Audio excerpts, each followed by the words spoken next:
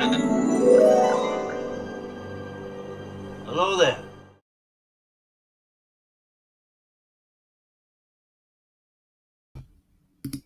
Hello, everybody, and welcome to Cantina Social Hour Friday night.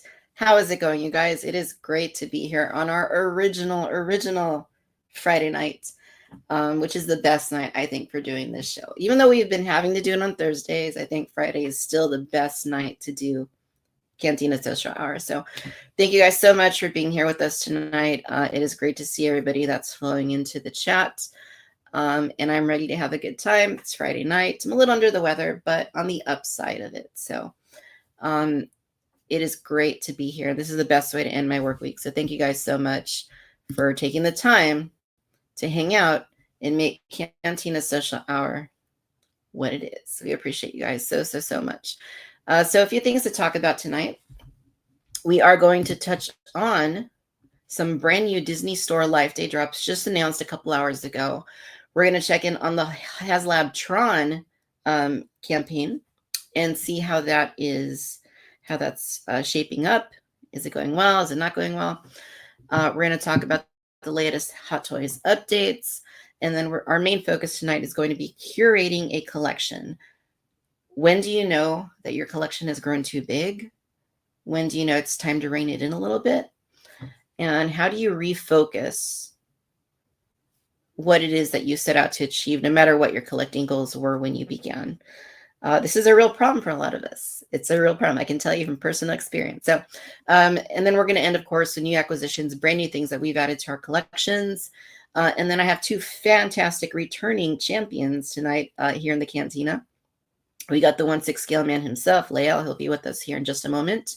And then we've got brother cousins, Jay, joining us a little bit later this evening. So we're going to go ahead and see who is here thus far in the chat. And then we'll go ahead and bring Lael into the Cantina here. So it looks like Dodgson has things working out. Soda Fountain is open. What should we get started with tonight? Thank you, Dodgson, for attending the Soda Fountain. It is great to see you there. We've got Adam.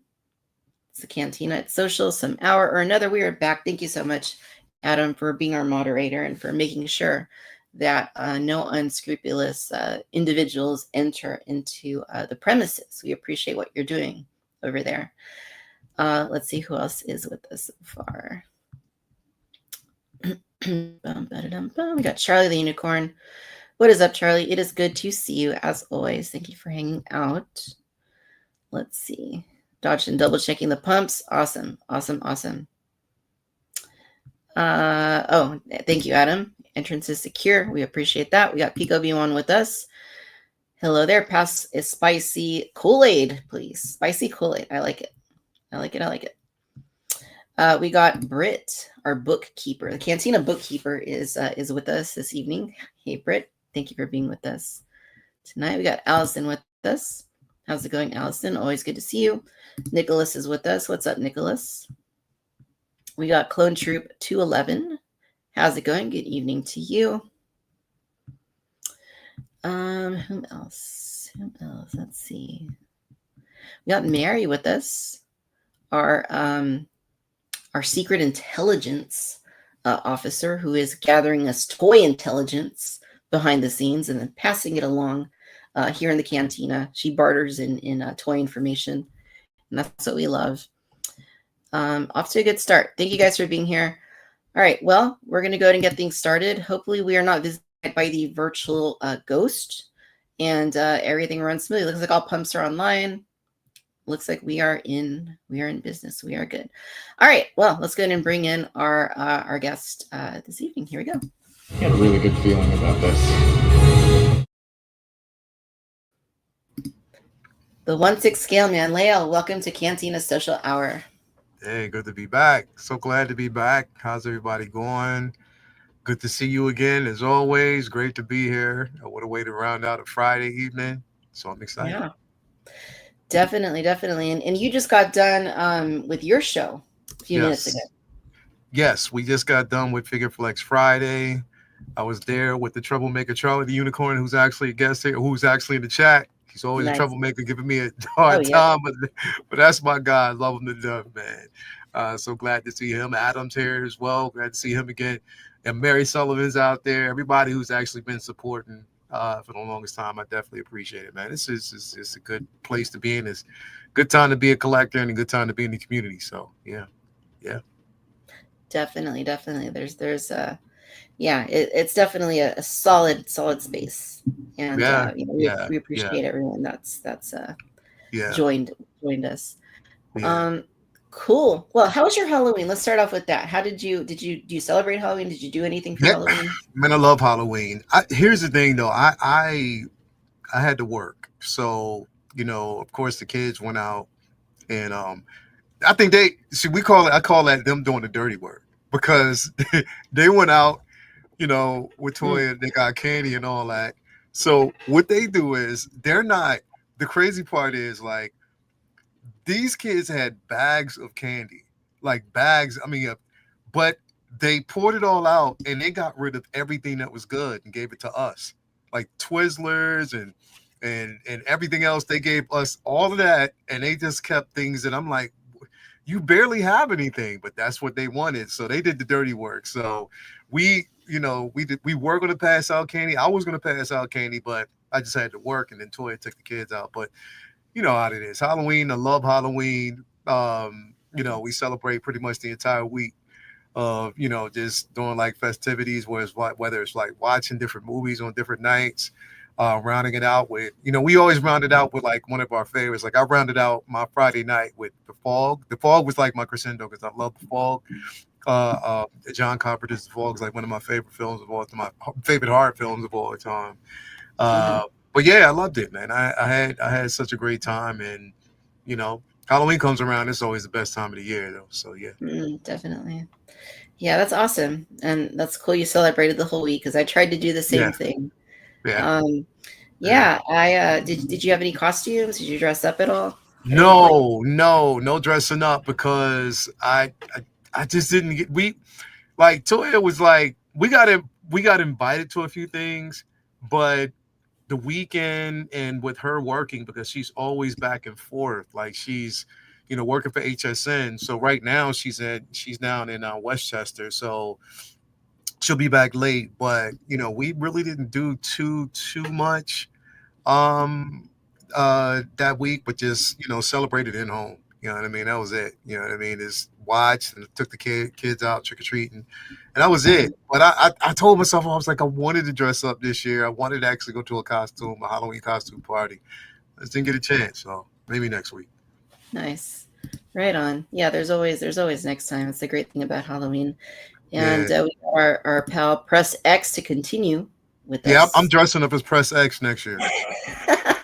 I am. I'm dressing up as Press X next year. I'm dressing up with Press X before he cut the dreads. So I'm going as Press X mm, with dreads next year in all black. So that's what I'm gonna do. I like it. I like it. Awesome.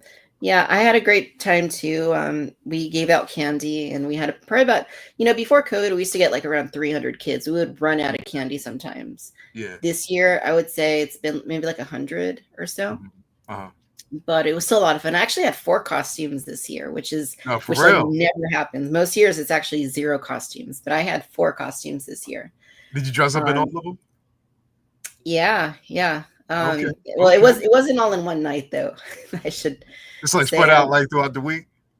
Yeah, so we went to at a Disneyland. They have a Halloween party that they do. Okay. Okay. So Okay. that was the first thing Okay.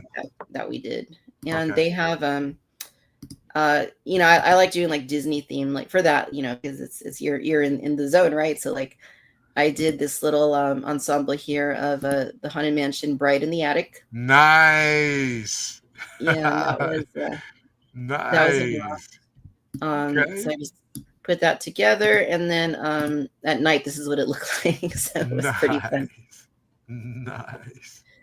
Yeah, so that was cool. I also did. I did like a kind of like a witch sort of thing, and unfortunately, I didn't really get too many pictures of it. But I did like Yeah. a witch kind of ensemble for a Halloween party we went to the previous, like the night after that, and then we did a Halloween bike ride. It was like me and my husband partake in a bike club, and we do bicycling on Wednesday nights. And Yeah. I did Batman, so I dressed up, you know, I had the cape and everything, and I Yeah. had the portable speaker with like the Dark Knight theme and everything like Yeah. blaring, and Yeah.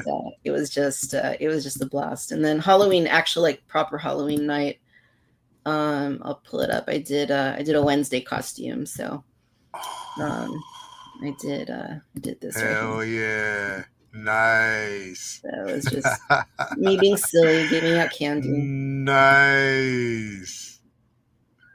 Nice. You killed that. I like it. You killed that. I No, love it. That was awesome. yeah, that was fun. And then we have like a little downtown area here, and then we went on our bikes out there and just kind of walked around and did a little bar hopping. So it was a nice Halloween. Yeah. And that was the night that I started getting sick as well. So too much Halloween for me, Oh, I think. yeah. Um, Yeah. I mean, it's the sacrifices we make, though, right? yeah, definitely. Thank you guys for the comments. Yeah, no, it was you know, great. It's my favorite holiday, favorite time of year, but you know, I still Yeah. really enjoy this whole period, like October through December. Yeah. Um, Unlike our friend that's here in the chat, I saw a minute ago, July through November.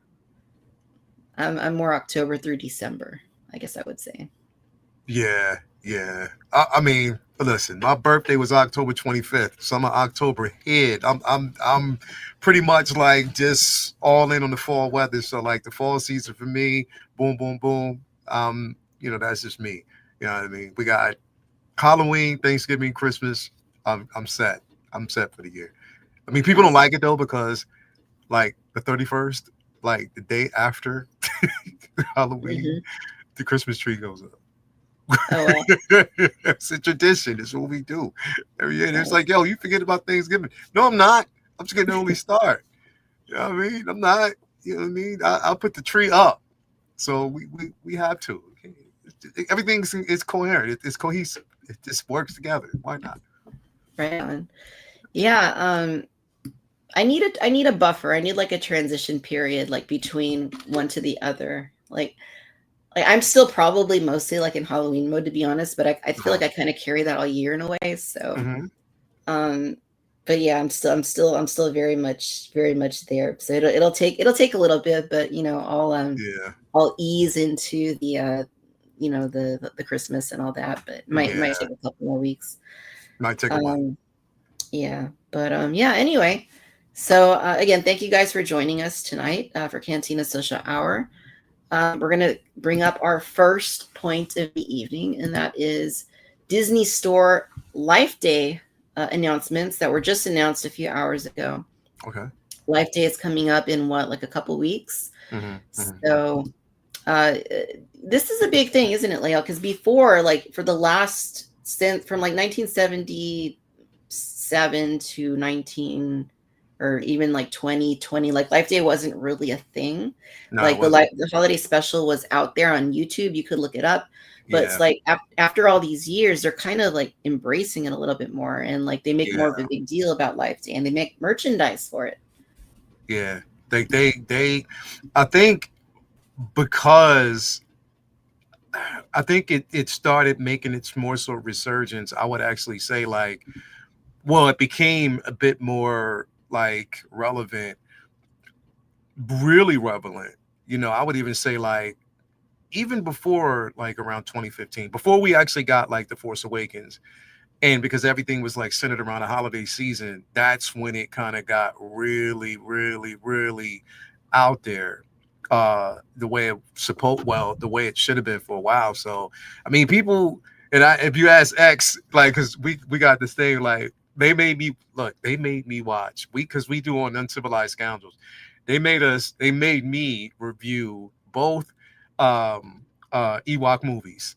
You know what I mean? The Battle and they made me do it. So I was like, you know what? All right. So during the holiday season, we're going to actually do the, animated holiday special, and we're going to do it around Life Day. He was like, hell yeah. So we're going to basically do that. But I think I mean, again, it's kind of good now that, everything has like a full circle. Because remember, like a while ago, people hated it. Like not really hated it, but it just Hmm. wasn't a thing. Because Right. attaching it to like just a animated show that people thought was like, yeah, but now it's welcome. Like it just goes to show that everything is more so relevant now than way more now than what it used to be, and it just carries on. So yeah. Yeah, for sure. We need to get Press X back on the show. Yeah, yeah, we need to because he's a troublemaker, Yeah. and yeah, you definitely need to get him back. Yeah. Um, all right, let's see here. So I'll pull up the images Yeah, yeah, for what they're going to offer for Life Day. Um, First thing, there is I mean, we only have like one image of each item. We don't even have full, complete details, but this is a talking Life Day Chewbacca figure. Um, wow. I think it was maybe 3 years ago. Hasbro actually did, for the first time ever, they did a holiday special action figure in the Hmm. vintage collection. And it is a And this is when he had the robe. Uh, nice, very nice. Everybody out there, just to let you know. so it's interesting that they're, again, leaning into that a little bit more now with the Yeah, of that yeah, yeah, yeah, character. yeah, yeah, yeah.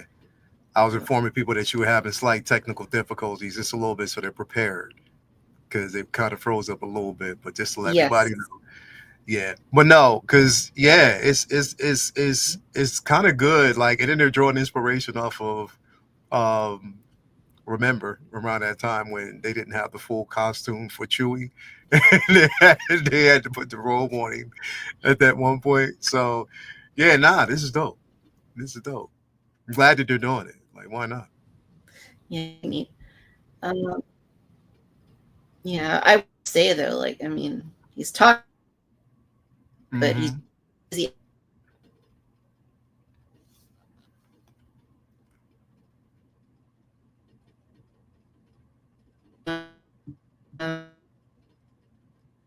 Uh oh, she'll be back if she drops out. She'll be Sorry, back. here's the next item. We don't. Yeah, I'll filter back in when Yeah, yeah, yeah, the yeah. pump is repaired. But yeah, so this is the Stranger, the Chimere lightsaber hilt, Oh, which no one has done like on an official basis.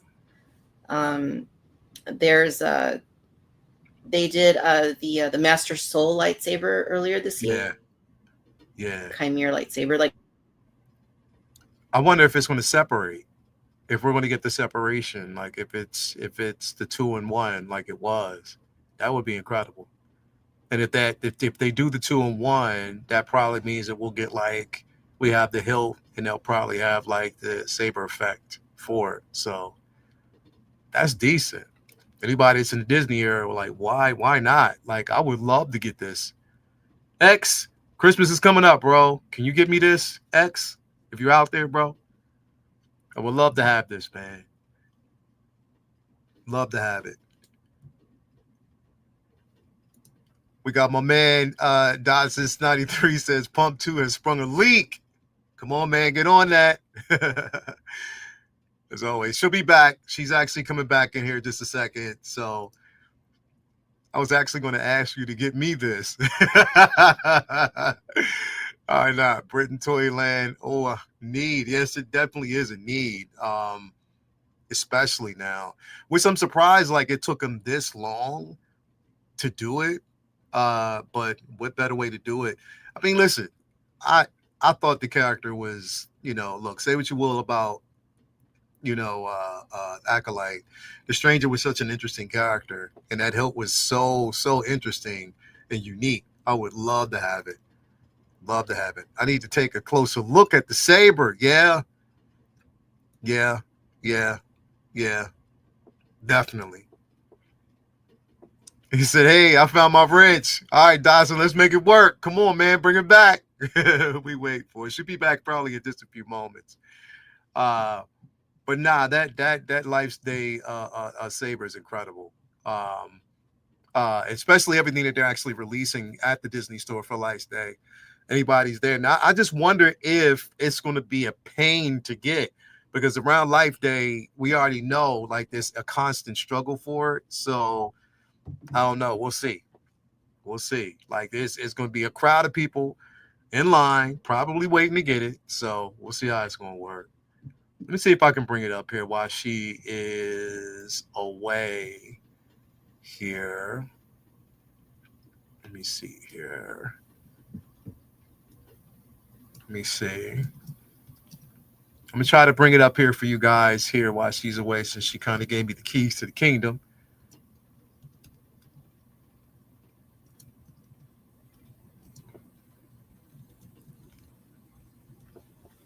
Let me see. Yeah, they got a couple of things here for Disney Life Day 2025. Um, a couple of pins. Hold on, let me see here. Let me see here.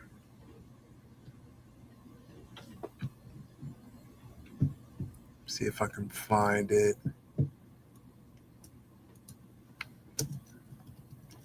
Give me a minute.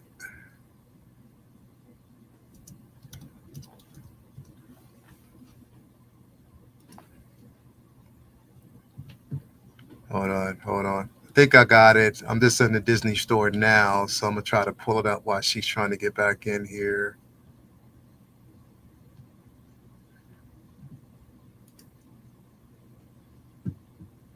Let's see.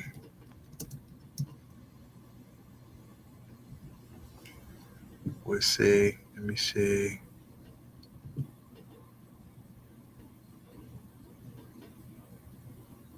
Nothing yet. Let me see. Toys and collectibles. We'll see.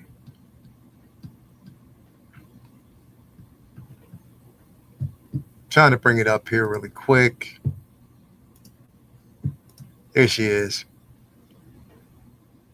Oh, Disney Store IG. Okay. All right. Let me bring it up.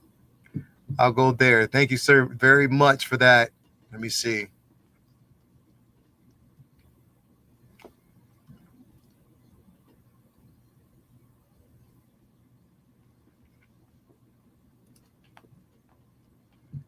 Got it. I think I got it here. So let me take a look.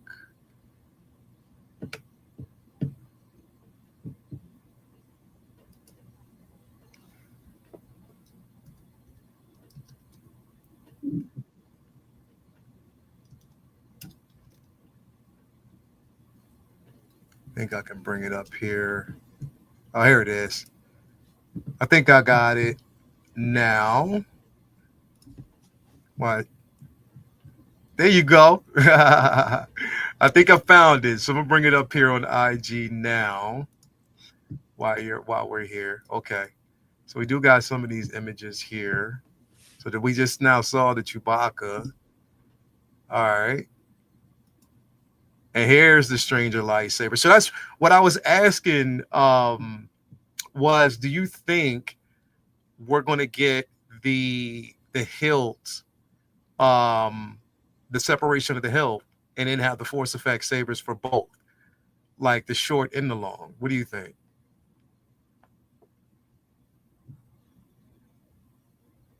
I think you're on mute. I certainly hope that they do, but just got to say, you're holding the fort down really, really well. So thank you so much, Lael, No for problem. keeping No this going. problem. No problem. No Um, problem. yeah, I hope it has a feature. I mean, if you could just connect it and create like the two like bladed sort of thing, Yeah, like yeah, yeah. that would be for me like even more incentive to buy it. Like I'm really interested. I just want to see more details on how it works.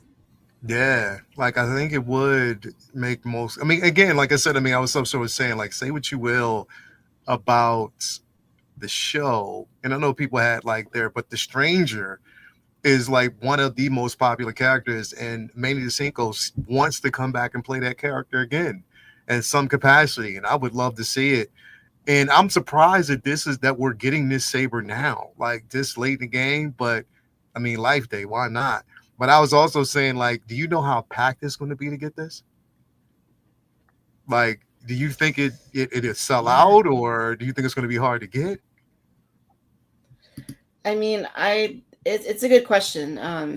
It might initially be one of those things that sells out, just depending on how popular it is. But with these lightsabers, they almost always get them back in stock. So Yeah, yeah. So I wouldn't. I'm not too worried. Like anyone that wants it, it's probably not going to be too hard to get, even if you have to wait a little bit to get like a restock or something. yeah, probably. Oh,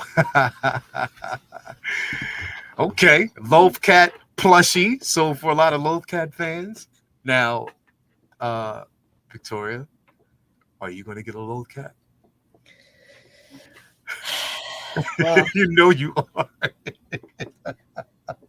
I mean, I'm very busy with my dog as it is. Do I need to adopt a little cat as well? No, but I mean, look at this. Look at this little guy. I mean, Come on, you know you. anything is as Aries says, our friend Aries, and I say yes. Because you know you will. It'd be impossible for you not to. You know you will.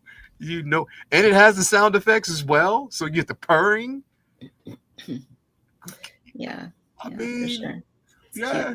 You all you have to worry about like is how jealous your cat will get if you get this. You know what I mean? So I mean, you know. Yeah, oh yeah, oh yeah. I think my dog would, yeah, tear it to shreds. So probably not a good idea.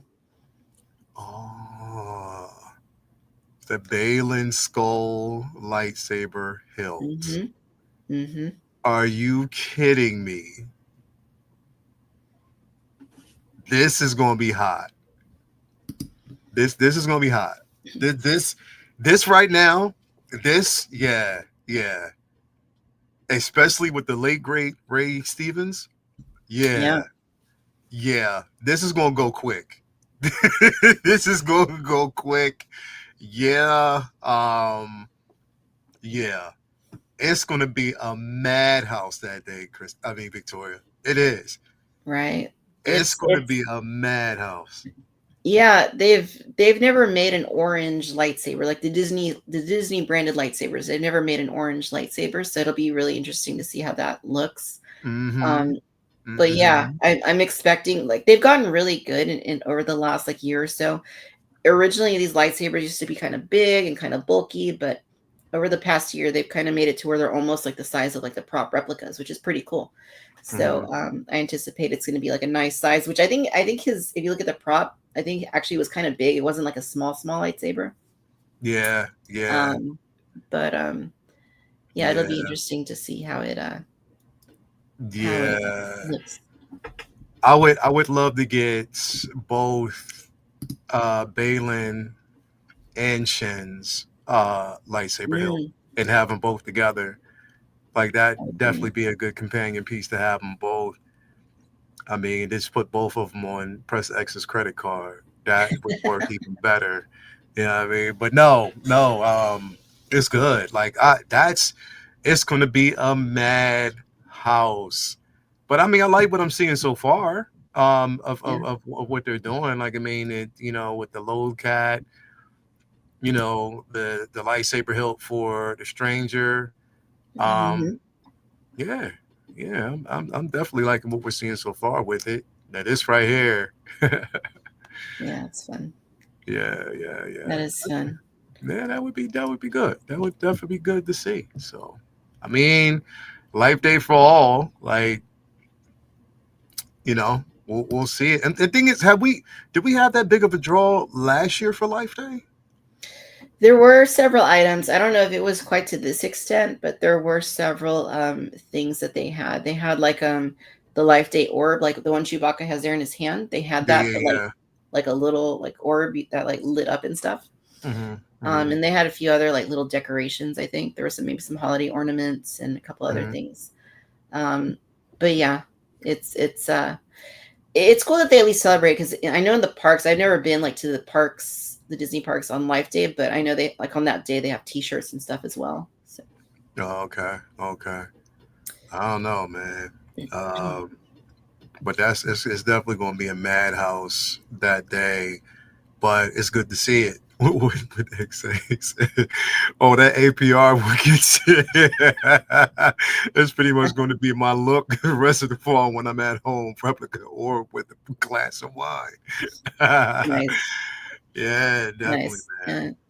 And Definitely. Press X, I sent you a DM on Instagram when you have a moment. Let's see. There was a comment that's so Press X also mentioned this the mouse droids. Yeah. So these were really really popular earlier this year. I think it was for May the 4th.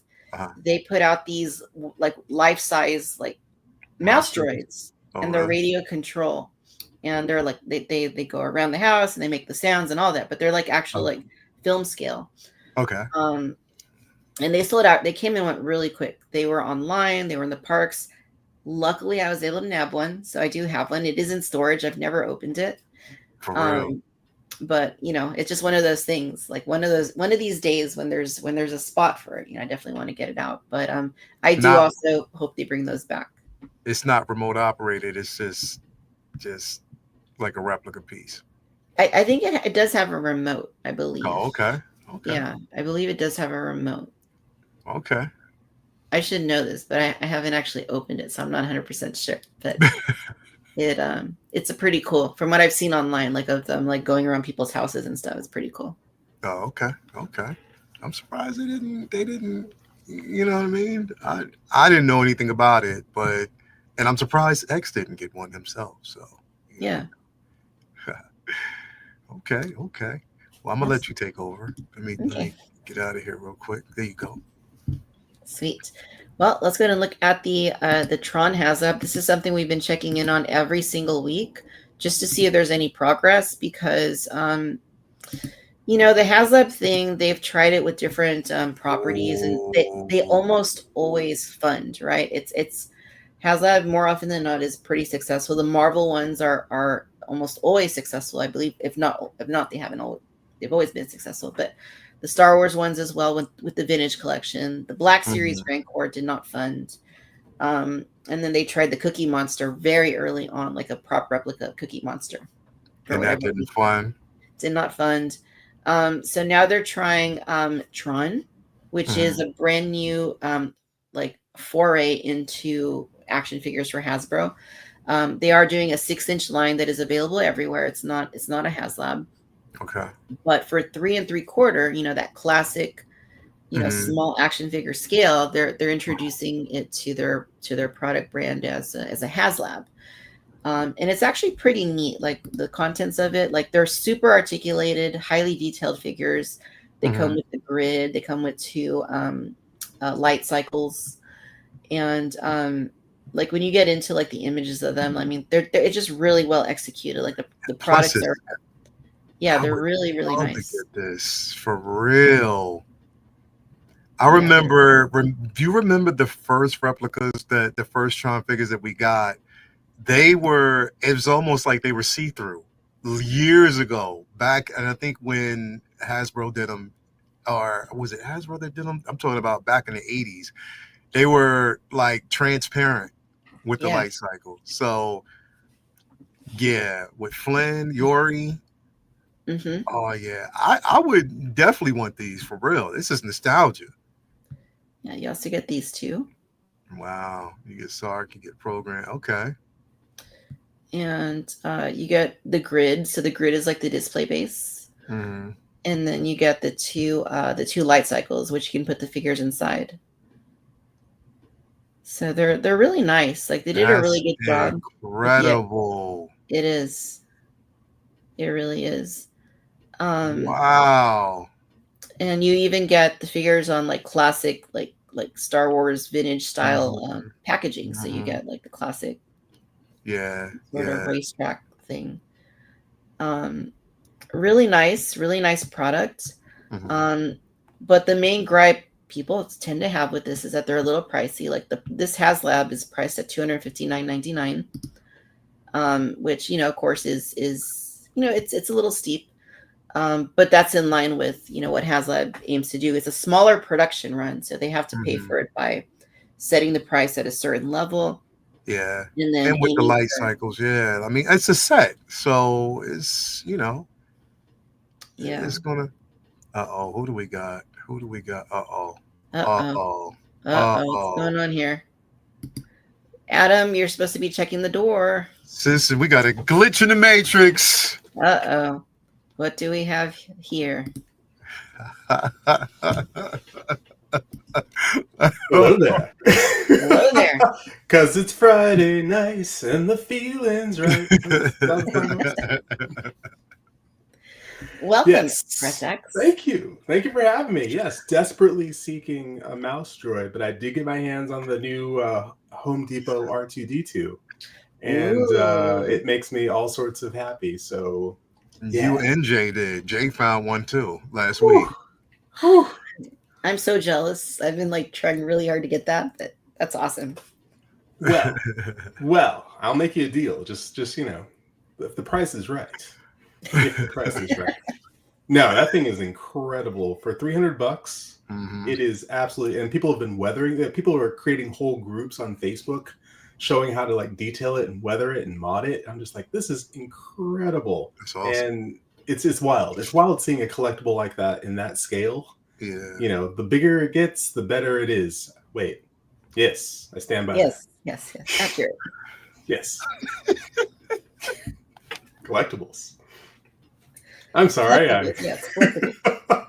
But thank you for no, it's great to see y'all. I can't even say pause with because he's not here.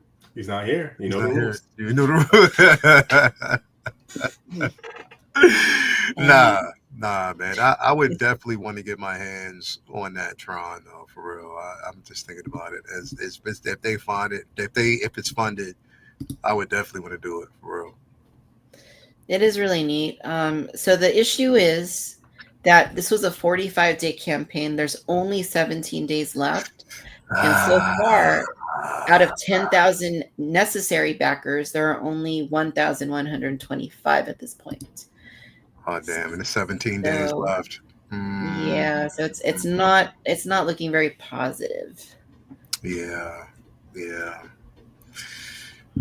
Win some, you lose some, and what's the level of relevance depends on what people want. And I mean, just like I thought. I mean, I don't even think Hot Toys is going to do that. That Tron Ares figure. I really don't think they are. I don't think they are. Yeah. Tron is a weird thing, you know? It's like people are like Tron, but the people who are really Tron fans are serious Tron fans. The average person, I don't think, is a serious Tron fan. The people who are in are like hardcore. Hardcore. I mean, this is a deep cut. This is a deep cut, but I love what they did with it. It's just, does it have a broad appeal? Well, look at the last two films. Do they have broad appeal? You know, look at the first film. It didn't have broad appeal when it first came out. Yeah. I don't think it has broad appeal. It's culturally relevant, but if you're not a part of the hardcore fan base, I don't know if you're going to get this much buy-in, I would say. Yeah. But it does look damn cool. It does. Light up features, everything. Like, it looks real damn good. So I would hope that it would, but you know, everything has its time and its place. Like I said, I mean, I put Tron fans right next to Blade Runner fans. You know what I mean? Like, you know, it's an acquired taste for those who really are either born within that era and you are part of that level of nostalgia. You know what I mean? But not everybody really connected to it like a lot of most people did. So, but I love Tron. Young, I saw it in the theater, and when my dad took me to see it in the theaters 3 days in a row. So yeah, love Tron. Yeah, it's cool. It's a cool property, but yeah, it is very niche, and this is a big experiment for Hasbro to try. Yeah, and they also they're trying to do this new thing called 375, which this is the first product of that initiative, but they're working on other things too. And the idea is, instead of making like a big action figure line like in the old days, that they offer like multiple franchises as like one-off sorts of products, like maybe through HasLab, maybe through the main product line you can get in stores and online. So it'll be interesting to see if this is not fun. Like, what happens with that? Do they keep that going? Do they not do these as HasLabs going forward? Who knows? We'll see pretty soon. Yeah. All right. So I wonder if that would have been more popular if they'd done Tron Legacy, and just lead with like Daft Punk. Just lead with the Daft Punk action figures and just go from there. I think it's Super 7 is doing the Daft Punk action figures. Those will never not be cool. This is true. I ordered them. But you did? Yeah. This is true. Cool. This is true. All right, let's talk about some updates from Hot Toys. We'll go ahead and jump over to their I'll jump over to their Instagram page and just see what's new there at a glance. Yeah, let's jump in because I got roasted. I got roasted today. Not roasted, but I got like some really aggressive individuals because I did a video for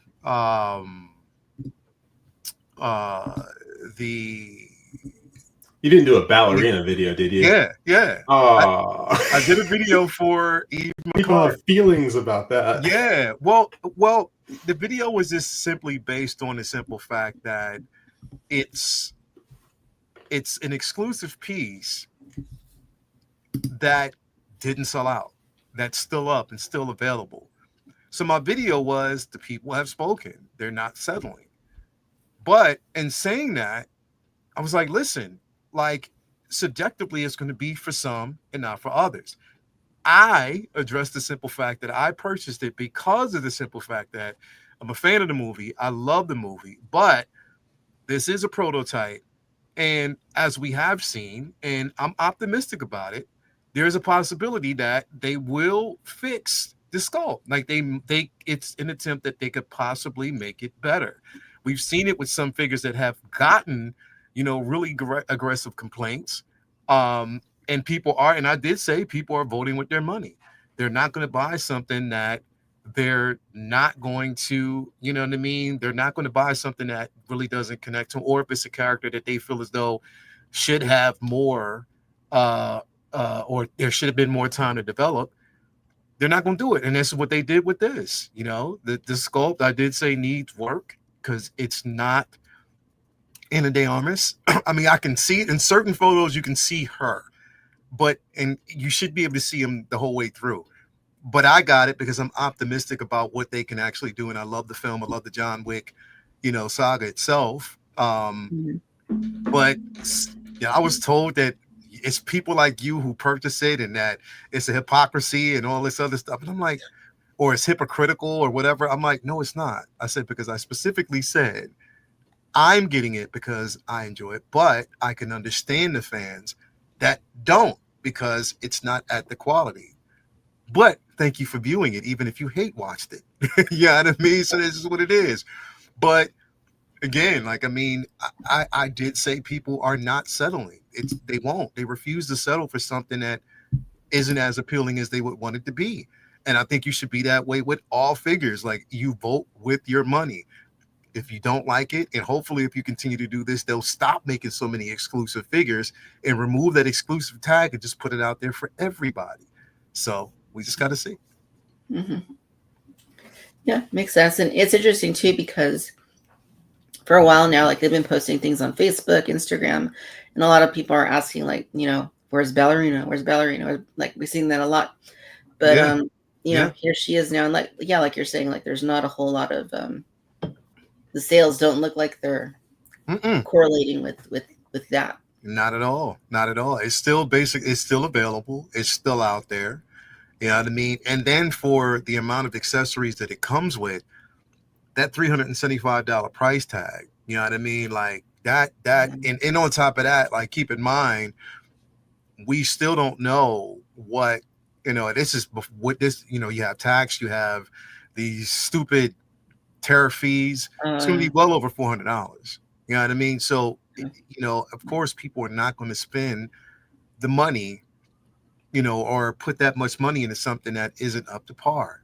I took a chance because I am optimistic as to what they could do, but I just hope it doesn't go the way of the bat missile. I just hope it doesn't. You know what I I mean? really Like, want that bat missile now. I really do. yeah, I mean, You don't know what so you got till it's gone. yeah. Much like that HasLab Rancor. It's like you don't know what you got till it's gone. So I have a question, X, real quick, We're this close to and greatness. Victoria. Do you think that this would have been more appealing to people if they would have gave us two different looks? If they would have gave us her in that red dress with the boots and the fur coat when she went in to, really rescue. If they would have did that with this head sculpt, do you think it would have been an issue as well? Or do you think it was just no saving this at all at this particular point? Ooh. I mean, Victoria? Hard to say. I mean, I'm thinking about when they used to do 2-packs. Yeah. I don't know if you mean for it to be like something like that where there's like two. Well, if they would have not basic, well, maybe if we were able to have two separate looks, or if you were to like interchangeable or whatever, and they don't do that enough. Like they don't do that at all too much. You know what I mean? Outfits. But if they did present, because remember with the recent version of the 007 figure, we got two totally different looks that they released or that they put up. You know what I mean? So if they would have did something here, I'm wondering if that would have been more of a draw, just like they did with the Wolverine. You know what I mean? We got the John Byrne brown suit, and then we got the tiger stripe. You know what I mean? If they would have did something like that, or if they would have gave us a sculpted look of this particular figure, I wonder how that would have looked. If that would have actually helped to enhance the face, the head sculpt, because as we've seen, sometimes having a rooted version of a figure takes away from the features. Whereas sometimes if you have the sculpted version, the sculpted enhances the features for some reason. It's crazy. So I'm wondering if something like that would have actually happened. Yeah, I mean, possibly, but I don't know. With this head sculpt, I'm not sure how much of a difference that may have made. Yeah. I think, honestly, I think part of it's the photos. Like this one right here, it kind of looks like she's daydreaming, right? It's like the gun doesn't make any sense in this picture. Yeah. Well, I mean, weren't we just talking about that when we were looking at some of the more recent releases? We were talking about the Andrew Garfield Spider-Man. Yeah. Those were blogger photos, but even still, you can lead with great photos. These are photos in the void. And I wonder if this is a situation where it's a matter of timing. If this had come out around May, when I believe the film came out in May, if this had come out around the time of the film, would we be more excited about it? Would people be more excited about it? Or has the moment passed and are we now thinking about Predator Badlands? Now are we thinking about, the Star Wars it's about to drop on us? Are we now thinking about the holiday season and other priorities, so maybe it's a matter of timing more than anything else, that the excitement probably would have been there when the film was there, the hype was there.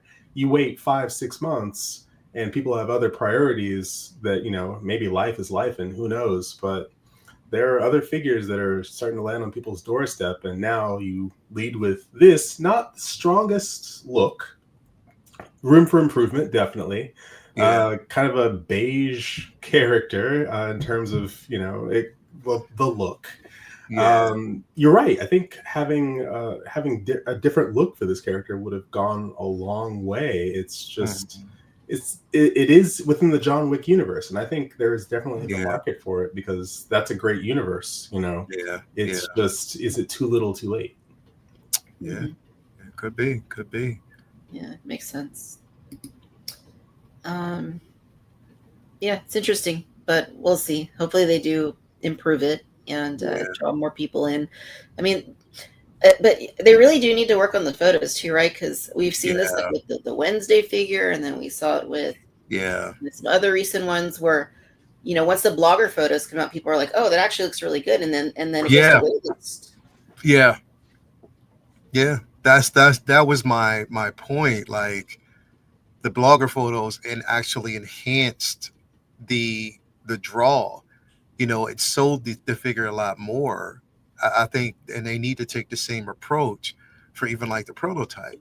Don't just give it a bland background or just pose it a certain way, or you know what I mean. You should you want to sell it. The selling point is the environment and everything. You don't, I don't know.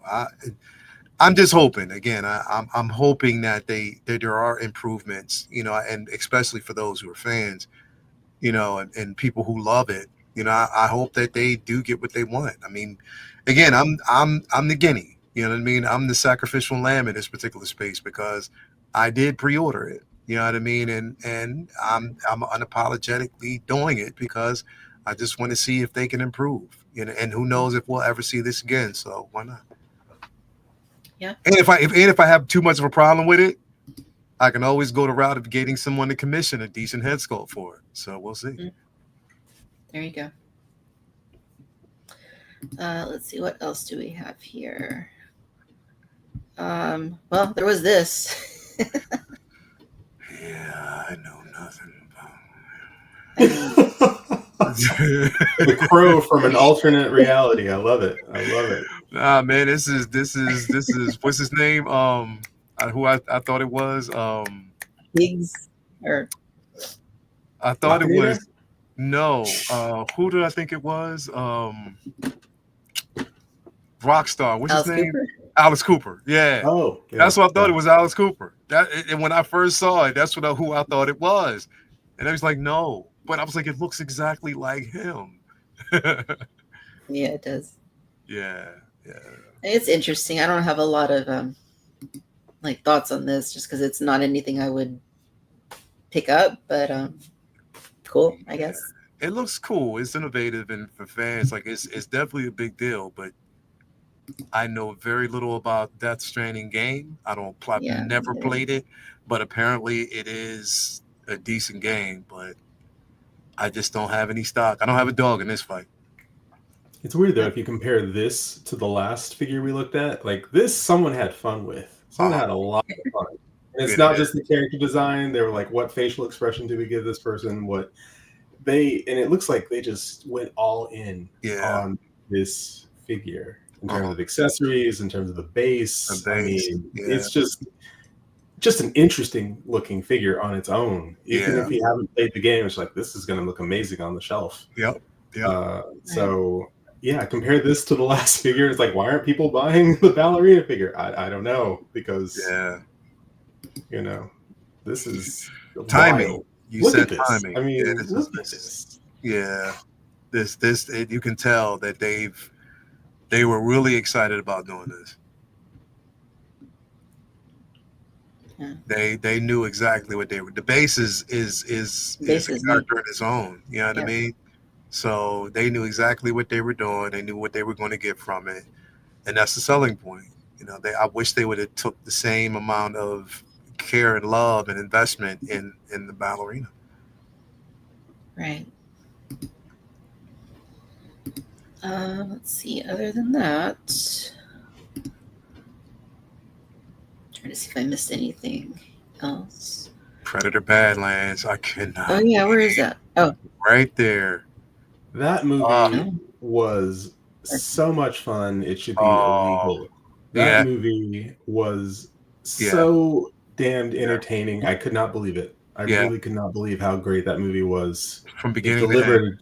It delivered on all fronts. It could be the first Predator movie you've ever seen, and you would immediately know, okay, this is the culture, this is what's going on, and they drop you right in the middle of the world, and they're like, the audience will figure it out. Yep. You'll figure it out. Yep. If you don't know who Wailing Yutani is, you will figure it out. You will figure it out. You will figure it out. You will figure out, who what the clans are. You will figure all this out. The culture. Yes. This is, everything. You'll figure it out. You don't know what this creature that's attacking. It's dangerous. That's all you need to know. Everything is trying to kill you. Yeah. Everything. And it's a beautiful inverse of like the first Predator movie. Where the first Predator movie, you're like looking at the Predator as almost like a villain and you're rooting for Arnold Schwarzenegger. This is like a great inverse of that, where it's like, actually you're rooting for this character. And it makes you look at the lore completely different because, again, like I said the other day, like, even yesterday when I was talking to like the guys after the film, I'm like, you look at the lore completely different because to them, it's nothing personal. This is No. what they do. They hunt. This is what they do. This is what they were. Yeah. They're not necessarily the villains. It's just how does the film portray them? Yeah. And it's like, who do you want want to root for? All right, in this film we're rooting for Arnold Schwarzenegger, but in this film we're rooting for Dax. Yeah.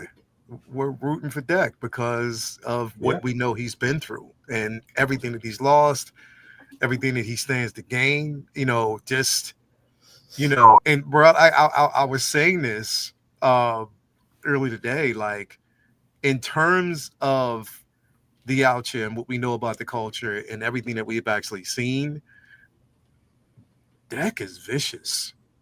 He's a lot more vicious than I have never seen a Yalte this vicious, where he like it. You're not relying solely on gadgets. You're just a warrior. You know what I mean? It was the first time I seen something like that, and after seeing in Ellie Fanning, like I was saying, oh my gosh, that was wild. That was wild, and I can't believe she pulled it off twice. Twice. Such a great job in this film. If I wasn't an Ellie Fanning fan before, she gained my respect and my attention hardcore because she did such a great job in this film. Such a great job. Such a great character. Definitely. I mean, it brought like a really great bit of levity, but also it broadened. I mean, everything in this world, everything in the world he was in, all of his experiences taught him something. And she was a big part of that. You know, like he had to learn. Again, you mentioned, what do you do without your gadgets? What do you do? And it's almost like, again, the inverse. What did Arnold Schwarzenegger do without all of his gadgets? He had to think. He had to think. He couldn't use his muscles to get out of it. He had to use his brain to get out of it. And, this character was the same way. It's like, you have to stop and think. You are a warrior, yes. But there's more to this than, just brute force. You must be able to think. And the world is far more complex than you realize. And he found it out real quick. So, no, everything about this movie was fantastic. The character designs, the creature designs. I mean, there's so many figures you could get from this. The whole time I was watching, I'm like, Hot Toys, you better be taking notes. If we don't get a figure that's like the Han and C3PO, or the Chewie and C3PO, release that they did, which is exactly what this is. Exactly what they did. Come on, that's an easy win right there. Come on, win. The next day, they're like, "Oh yeah," I'm like, "Oh, thank God." Okay. Yeah, easy win. Like it's. I here's the thing. Like I was I haven't really gotten to my Predator kick until this year. With, oh my God. Of course, with the Feral Predator. Fan, you're eating good this year, bro. Like I have Killer of Killers. Yeah, you know what I mean. Like it's. I've been a fan of the films for years. I've been a Predator fan, but as far as collecting, like having the Feral Predator, the Samurai Predator I'll have here soon.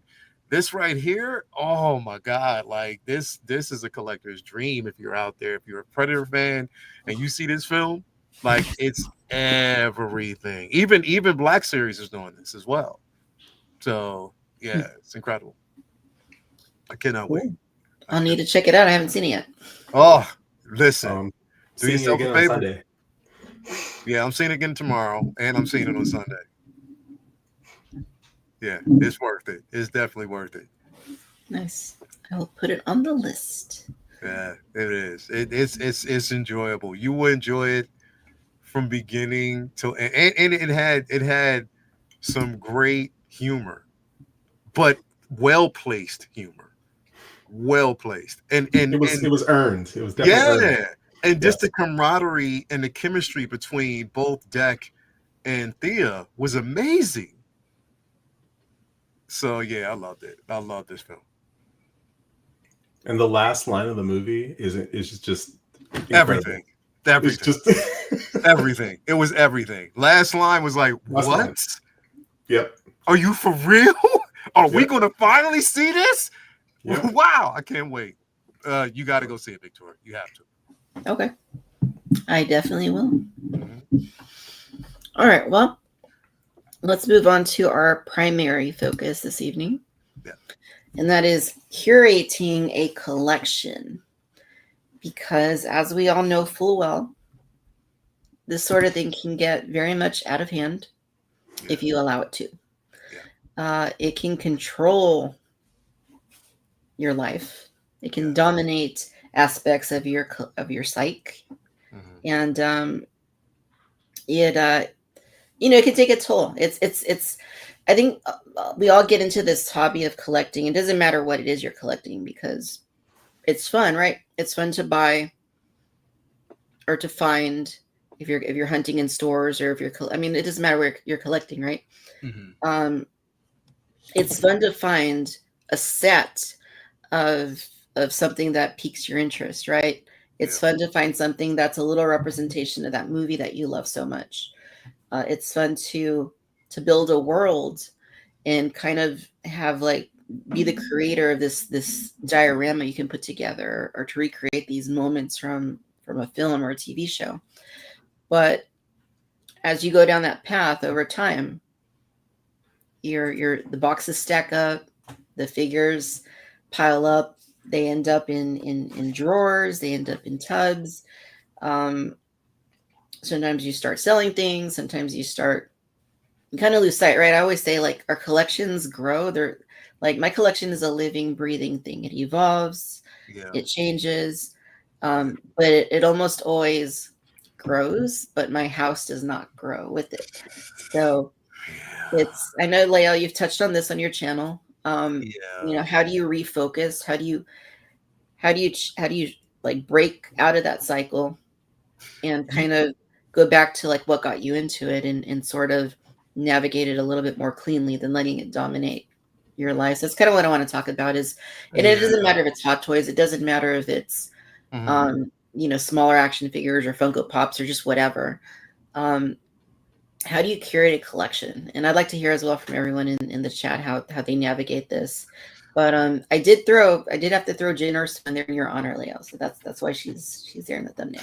Well, she has the honor of never, ever, ever leaving the collection. I don't care how much I have to curate. That figure right there will be there. I think for me, because and again, a personal connection to like Kylo Ren, because that was my first Hot Toys figure. Kylo Ren from The Force Awakens. That will always have a place in the collection because of what it meant.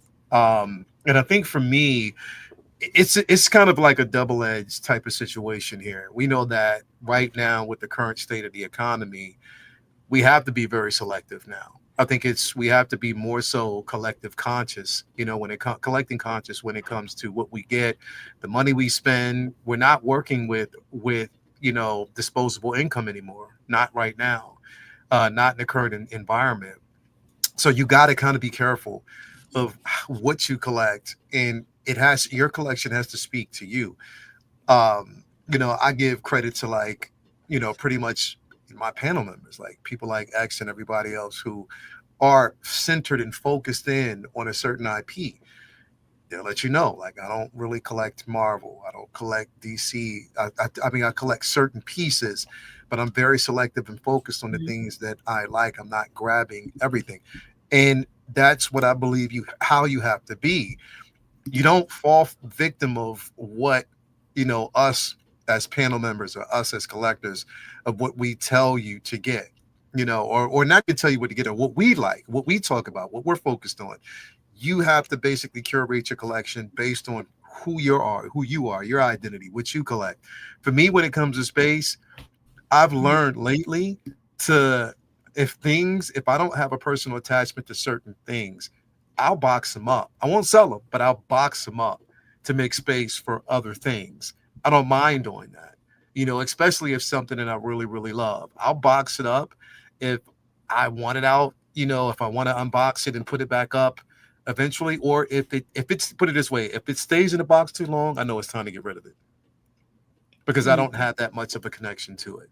If I have to find, if I find it hard to find space for it because I have something else up that I really love, then that means I didn't have that much of an attachment to it, but I love collecting, at times, sometimes when I get to the point where I'm overwhelmed and I'm just like, you know what? I don't know what I'm doing. I'll get up in the morning, I'll come down here, I'll grab like some tea, I'll just flick the lights on, I'll listen to music, and I just walk around and I just look and I marvel at the things that I have that I didn't have when I was a kid, that I couldn't have when I was a child, that I was connected to, that I always wanted to actually see. And when I look at it, I'm like, yo, it's such a wonder knowing that it was an art form. It came from someone's vision and they loved it just as much as I did, enough to put it out there for me to basically purchase and collect. You know what I mean? So that's the joy part of it. And also being smart about what it is that I get. Also, not, I mean, we see it on the news. We see the things that are happening right now. We see that they're crunching down on these tariffs, these fees, and, what we pay for. The oversaturation also allows us to also curate, because we know since we've got a lot of these streaming properties, there's more IPs, there's more things, it's forcing their hands to basically put out a lot of merchandise. And, we're attracted to these things, but you can't have everything. You have to be selective. That's just mainly it. Like you said, your collection grows, your house doesn't. So because of that, I got to scale back on some things. I got to get rid of certain things. I got to put things back in boxes. And eventually, if I have to sell them off or donate, I'll do that. But there's levels to this playing field. There's levels to this as a collector, and we experience it all the time. We get something new in, but we know something has to either move out to make space for what is new. So, I mean, that's for me. It's, if I have a personal attachment to it, it's going to stay. If I don't, we might have to put you to sleep for a little bit. Carbon freezing chamber. Carbon freeze. Mm-hmm.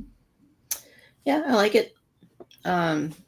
It's a very expensive time for sure. I mean, we're just talking about the price, right, of the ballerina figure, for example. But I mean, so many things are just, getting out of control. Not just collectibles, but like everything, right? So sometimes you have to make hard decisions, right? Even with this stuff, where we love this stuff, we love collecting and talking about it. And I mean, we're here on a Friday night, like talking about plastic people, right? Yeah. So we're passionate about it, obviously, but yeah, it's one of those things. Like me personally, I'm trying to navigate this right now, because primarily with Star Wars, like when it comes to 6 scale, like Star Wars is my like focus. That's my main focus. I have a few Marvel figures. I have several Batman related things. And then I have some odds and ends. Just looking over there, like Indiana Jones and Jack Sparrow, and just a few random things that are mixed in there. But where I think I've kind of like lost focus is with Star Wars. The main thing that I focus on, because there's been all this content in recent years, right? All these Disney Plus series, like the Book of Boba Fett, The Mandalorian, Obi-Wan Kenobi. I would say Andor, but they haven't given us anything from Andor really. So, the sequel trilogy, like they've done so much, and Hot Toys has kind of like gone along with like pretty well producing stuff for that. Ahsoka, that line was just from like huge. And I think that's kind of where I've lost my personal focus with 6 scale in recent years, is that I've latched onto many of those. Like I did the complete Obi-Wan Kenobi series. I did most of the Ahsoka. And then I did the Book of Boba Fett stuff too. And it's, looking back on it now, a few years down the road, it's like, well, how much enjoyment am I really getting out of that Fennec Shand figure? Like, do I still love it as much as I, did, a few years ago? I mean, it's a cool figure, yes, but it's using that as an example. I mean, there's others as well, clearly, but there's been so much, and I'm kind of like at a stage in which I'm like, okay, well, the original trilogy stuff, like I adore those figures. Like I would never part with those. Those are like mainstays. Even some of the prequel figures that are in the collection too. Yeah. But anything beyond that, it kind of feels, in a way, it almost feels a little bit like extra, like as far as Star Wars goes. And that's kind of where I want to just sit down, go through everything and say, hey, like, I know there's more coming, right? There's going to be more movies. There's going to be more TV shows. Like, what am I absolutely passionate about when it comes to this franchise that I hold above any other? And where do I need to make some hard choices? So that's kind of where I'm at. But I know it's something I need to do. It's something that needs to happen. Yeah, this is true. It's a really weird thing when you fall out of love with something. It's almost like it's almost a scary feeling. I mean, it is a scary feeling in some way, shape, or form, where you perhaps invest so much into it, whether it's time or money, and the figure's on your shelf, and for whatever reason, you're like, if you're like me, I'm like, The Mandalorian I enjoyed it. Do I still enjoy it enough to look at it every day? Or has the time passed? I had my fun with it, and is it time? Does it still have that sticking power? There are certain figures in my collection I would never dream of selling, like my Grand Moff Tarkin. I would never dream of getting rid of my Grand Moff Tarkin. That's Peter Cushing. I would never dream of getting rid of Peter Cushing. Why would I do that? What madness would take hold of me to get rid of Peter Cushing? We will deal with your rebel friends soon enough. I can't imagine getting rid of that figure, but I did have a number of figures from the Star Wars television series, whether it be the Mandalorian, mainly the Mandalorian, and I let those figures go. I let them go because I was at a time in my collecting where I was collecting stuff just to amass things. It was early in collecting. I'm like, you want to see the shelves fill up. That's the fun part, is seeing the shelves fill up as quickly as possible. You want to build a collection as fast as you possibly can. And then before you know it, you start to run out of room. And that's when it comes down to, well, this is cool, but this is incredible. The difference between cool and incredible. Cool don't last very long. Cool comes and goes. But I do like the idea of putting something away and then coming back to it, like revisiting things. You could fall in love with your collection all over again. Or like me, you could, have collected over 200, almost 300 Black Series figures. And then one day look up and go, I think I'm going to collect 6 scale. Call up my local comic book store and say, hey, how much for my entire collection? Cool. Box it up, take it, and be gone with it. And it's gone. And then I started in on 1/6 scale, being closer to the when you go up in scale, I find you get closer to the thing that, at least me personally, I get closer to the thing that I love. In 1/6 scale, you can notice the details. There's more details and the tailoring and the face sculpts. I notice the same thing with the Black Series, when you go from 3 3/4 to 6-inch. And now in my living room, I have a Home Depot R2D2, and it's incredible. But realizing when to let things go. I mean, everything in here is for sale. If it's not nailed down, with the exception of my Batmobile, my '89 Batmobile, it's all for sale. If the right price comes along, the right person comes along, or if I simply fall out of love with it, because you as a collector, you change over time. What excited you before may not excite you now. Your priorities may change. The amount of space you have may change. You may find that you have a lack of space, in which case, all right, if you have a lack of space, can you really afford to be paying for storage? This is true. I mean, so it's really making those, as you mentioned, those hard choices in order to continue appreciating those things that you love. And I don't want to say that it's all or nothing, but it may really be all or nothing, where it's like you either make the choices and curate, or you might end up in an untenable situation where you've got boxes and boxes that are unopened and you're spending money that you don't have. And it's just a cycle that you're in, when in reality, if you could pause long enough to stop and go, wait, is this still fun? Am I still having a good time with this? Do I still like this brand or these figures, or or am I doing it out of habit? Because you build a community around these things. You look forward to the Instagram messages and the releases and all that, and you get into a habit.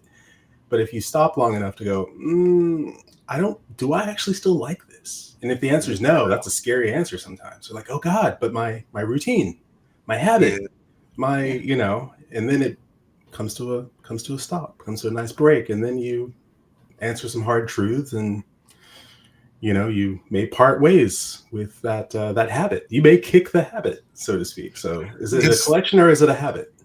It's like it's almost a fear of missing out. Oh, absolutely.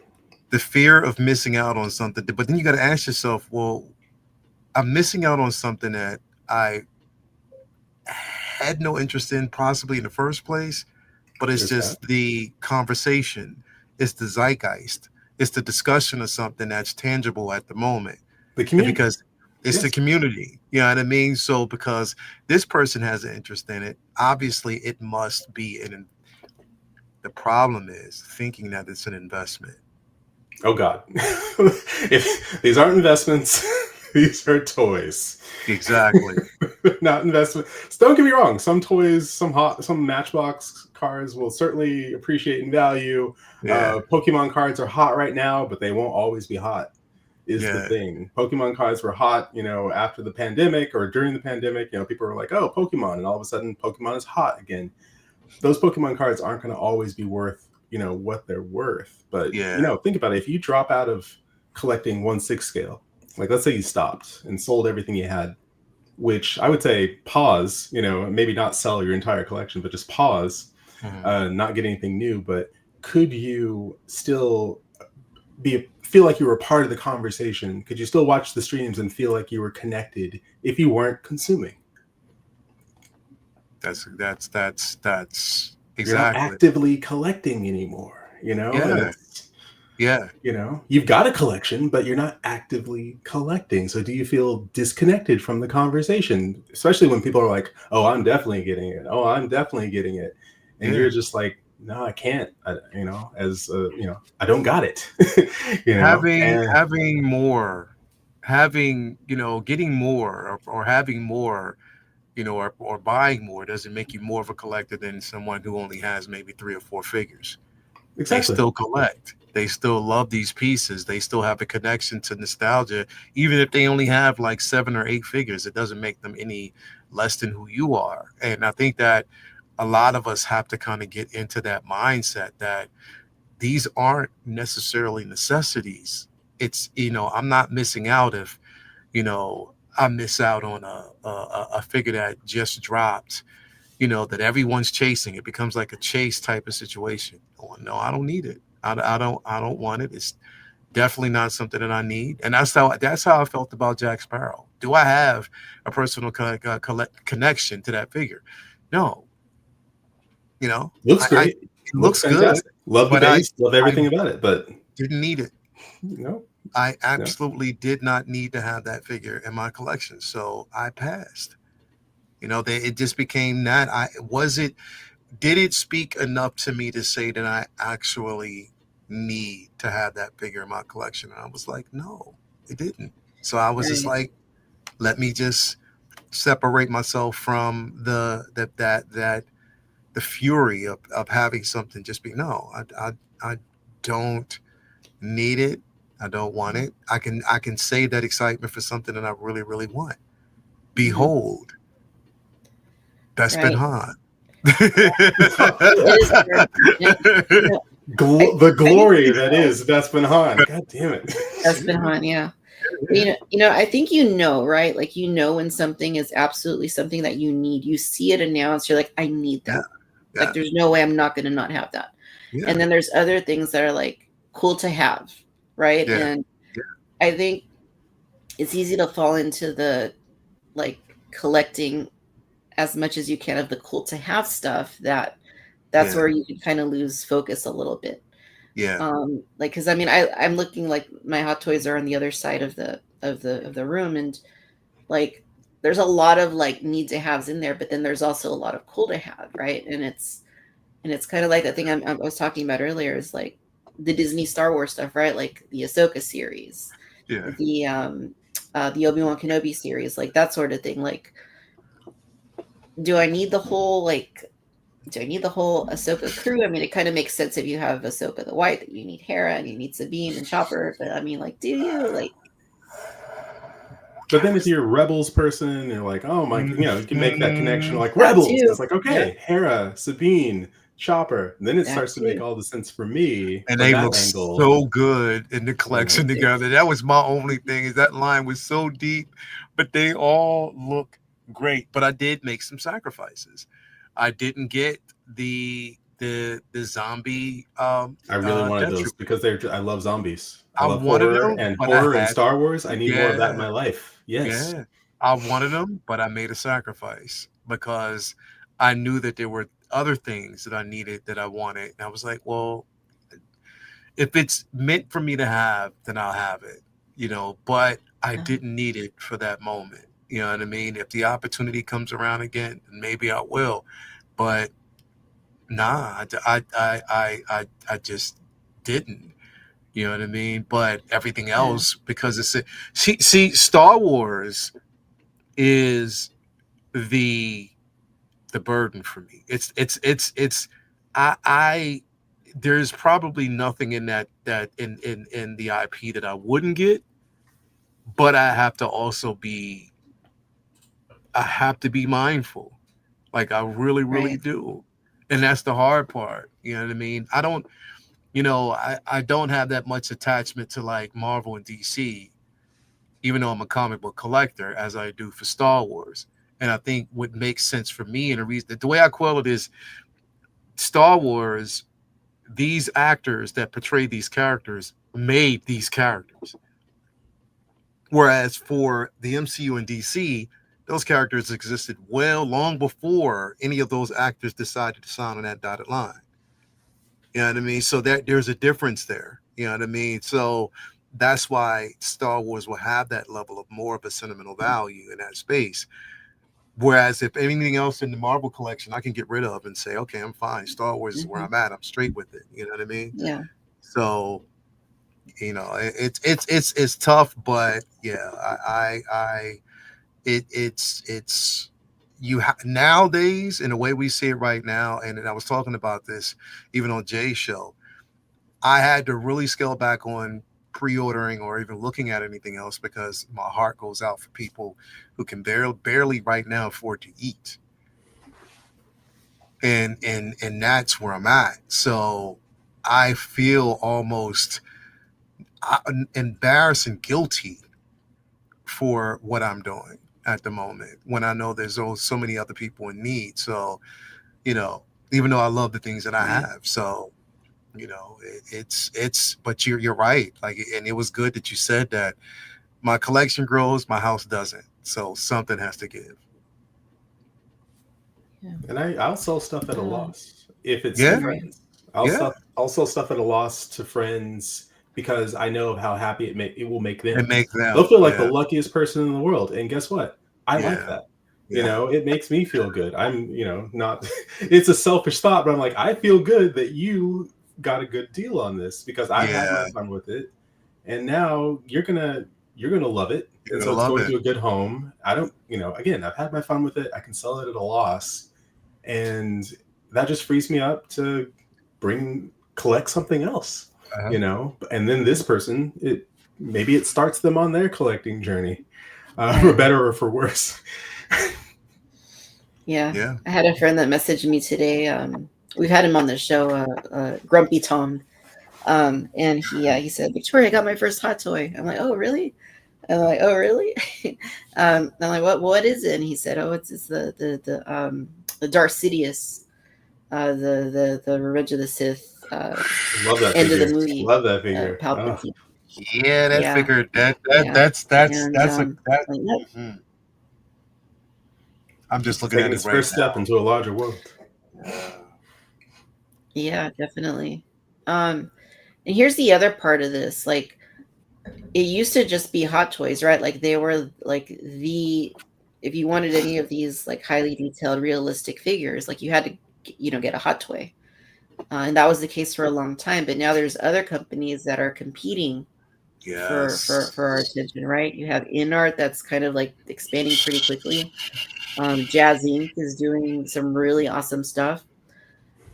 So it's that's another thing that's like, do I buy the hot toy or do I wait and see if Jazz Inc.'s going to do it, right? Or if Jazz Inc.'s doing it, do I still need to keep the hot toy, right? There's that whole thing of Listen. Like, do I wait it out? Do I get one of each? And it's just like that's part of where I think it's starting to become It's a little starting to overwhelming. become a bit, yeah, because I'm gonna tell you, Victoria, that in art Legolas figure, oh my God.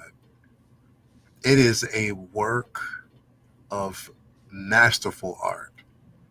I love that figure, and it will never ever leave my collection. It's how amazing that piece is. And you bring up an interesting point. That's what I'm saying. We have companies out there that are competing within this particular space. So now we don't have just one company; we have multiples that are licensed, and it's becoming a thing. You were talking about X the other day. You were talking about the the Nazgul. Mm, that is a beautiful, Man, beautiful piece. I saw the video of it today, and I was like, oh my God. You know what I mean? Like, but this is the emphasis on like a company like InArt who has they're focused on Warner Brothers IP and what they have with this, so it's easier for them to focus more on detail, less on quality. I mean on quantity, because they're working. They're more quality versus quantity because they're working within a small space of an IP. They're not like a Hot Toys that has pretty much so many different IPs to work on. So they're just trying to rush things out as quickly as they can. You have like you said, Jazz Inc. with the vehicles, and now they're getting into the figure space with that Catwoman that I cannot wait for. You know what I mean? Like it's tough. It's a tough space. So now you're not dealing with just one company that was on that mountaintop.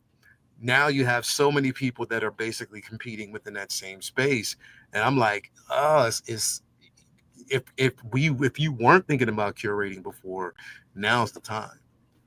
Absolutely, it's coming from all angles. Yeah, Before, it was like maybe you were collecting Sideshow, maybe you were collecting Hot Toys, and then third party would fill in the gaps, sort of, with figures that no one was making. Well, yeah, now all yeah, those properties that it's like, oh, you like Wonder Woman. Well, here's Wonder Woman. We're gonna make Linda Carter Wonder Woman. Oh, you like oh, you want proper 1/6 scale Batmobiles, and all of a sudden Jazz Inc.'s like, check us out. Hold my yeah, beer. In art's like, oh, you want do you want Walking Dead? Well, here, check this out. And then yeah. you got Caustic Plastic going, oh, hey, you like The Ooh. Crow? Do you like Labyrinth? And then you got, was it Factory Entertainment? I can't remember the name of it. But who's making the Jaws figures, the Quint and Mhm, the Hooper? Oh, you like Jaws?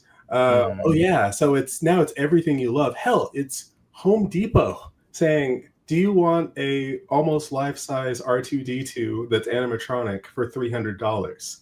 Now it's places like that. It's now it's NECA who's upping their game. It's Trick or Treat Studios upping their game and going, we're going to make 1/6 scale figures too, in Mhm. addition to props, and then the props. So it's everyone coming out of the woodwork, and everyone's elevating their games to say, you want serious products around the things you love? Here it is. But it's There coming it from is. all angles. Everyone's doing it. It's true.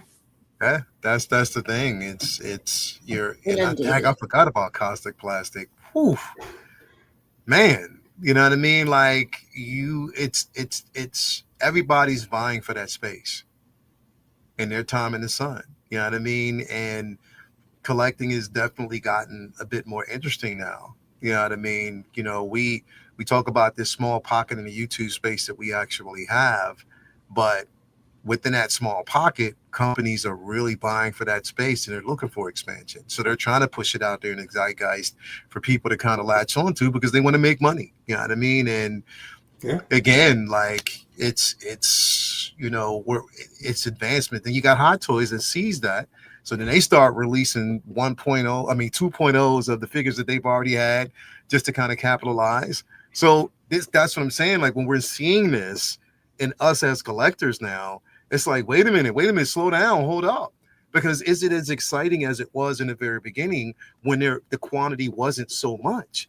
When you were basically the anticipation of waiting or for your favorite figure to get its release date, you know that release date is six months or down the line, and you're anticipating that because you're focused on just that, or focused on just a few figures within that space. Now it's like over 22 figures out there that you might be focused on at one time, and it's like, wait a minute, this isn't fun. It's not fun, because I'm focused on this, but this is coming, this is dropping, and I get it, business is business, but my wallet can't catch up. You know what I mean? So something has to give. The sheer number of times I've said, "Oh, I forgot that figure was really. I forgot that figure was announced. Oh, I forgot all about that figure. That was this year. Remember that Arnold Schwarzenegger Mr. Freeze? Yeah, that was this year. And I have that on pre-order, and I'm just like, oh, good God, I forgot all about that. But no. So many great things have come out since that it's like pushing things down to the bottom of the pile, but they still exist. Yep. You may have still pre-ordered them. They're still on the way. But the new hotness is the new hotness. Predator Badlands, the new hotness. It's like, but that Chewbacca and C-3PO is on the way. It is, and it's gonna be great, but still, what's hot right now? Predator Badlands. You know? Toya, here's Victoria. Let me both of y'all. Let me. I was down here, right? I'm down here just messing around, moving things around, stuff like that, right? Toya comes down and she was like, "So where's it at?" I'm like, "What you mean?" She said, "Where's it at? I've been waiting for you to put it up." I said, "Put what up? What you mean?" She's like, "Well, you have the do back. Are you going to put it?" I was like, "Oh shit!" And that's not small, Hale. That's not small at all. That's like this. Literally, bro. Like literally. But that's how it was. I was like, yo, and she's been waiting for me to put, and I'm like, oh shit. Now I gotta rearrange and do what I set out to do when I had a vision for it. You know what I mean? So I had to completely move that entire No Way Home setup that I have with the Sinister Six and all three versions of Peter Parker. I had to move that out and put the do-bag there. And it looks beautiful. It's glorious. The do-bag, she's beautiful. She's she's up there. It's a glorious piece, but I forgot all about it. I was like, oh shit. Let me do that now, because it was there. But that just, like you said, I forgot about it. It was there in the box because everything else got pushed down. I imagine you tripping over this massive box constantly, because it's not a small box either. No, it's not. It's not, bro. Massive. It's not. You see, you guys are looking right. This is. Where's Lumi? You're on Box Watch. But no, everything's out. That's the thing. Everything's out. It's just. What are you building a clubhouse? You know what I mean? These are boxes that have to be put away. But when I'm looking at this and I'm looking around the room, I'm like, it's not fun, because I have to find spaces, and that portion of it is just not a good space to be in. It's not a good feeling, as it was before, when I can just come down, everything was neatly placed, and I had space for it. It just grows. And how often do you want to keep buying garage shelves?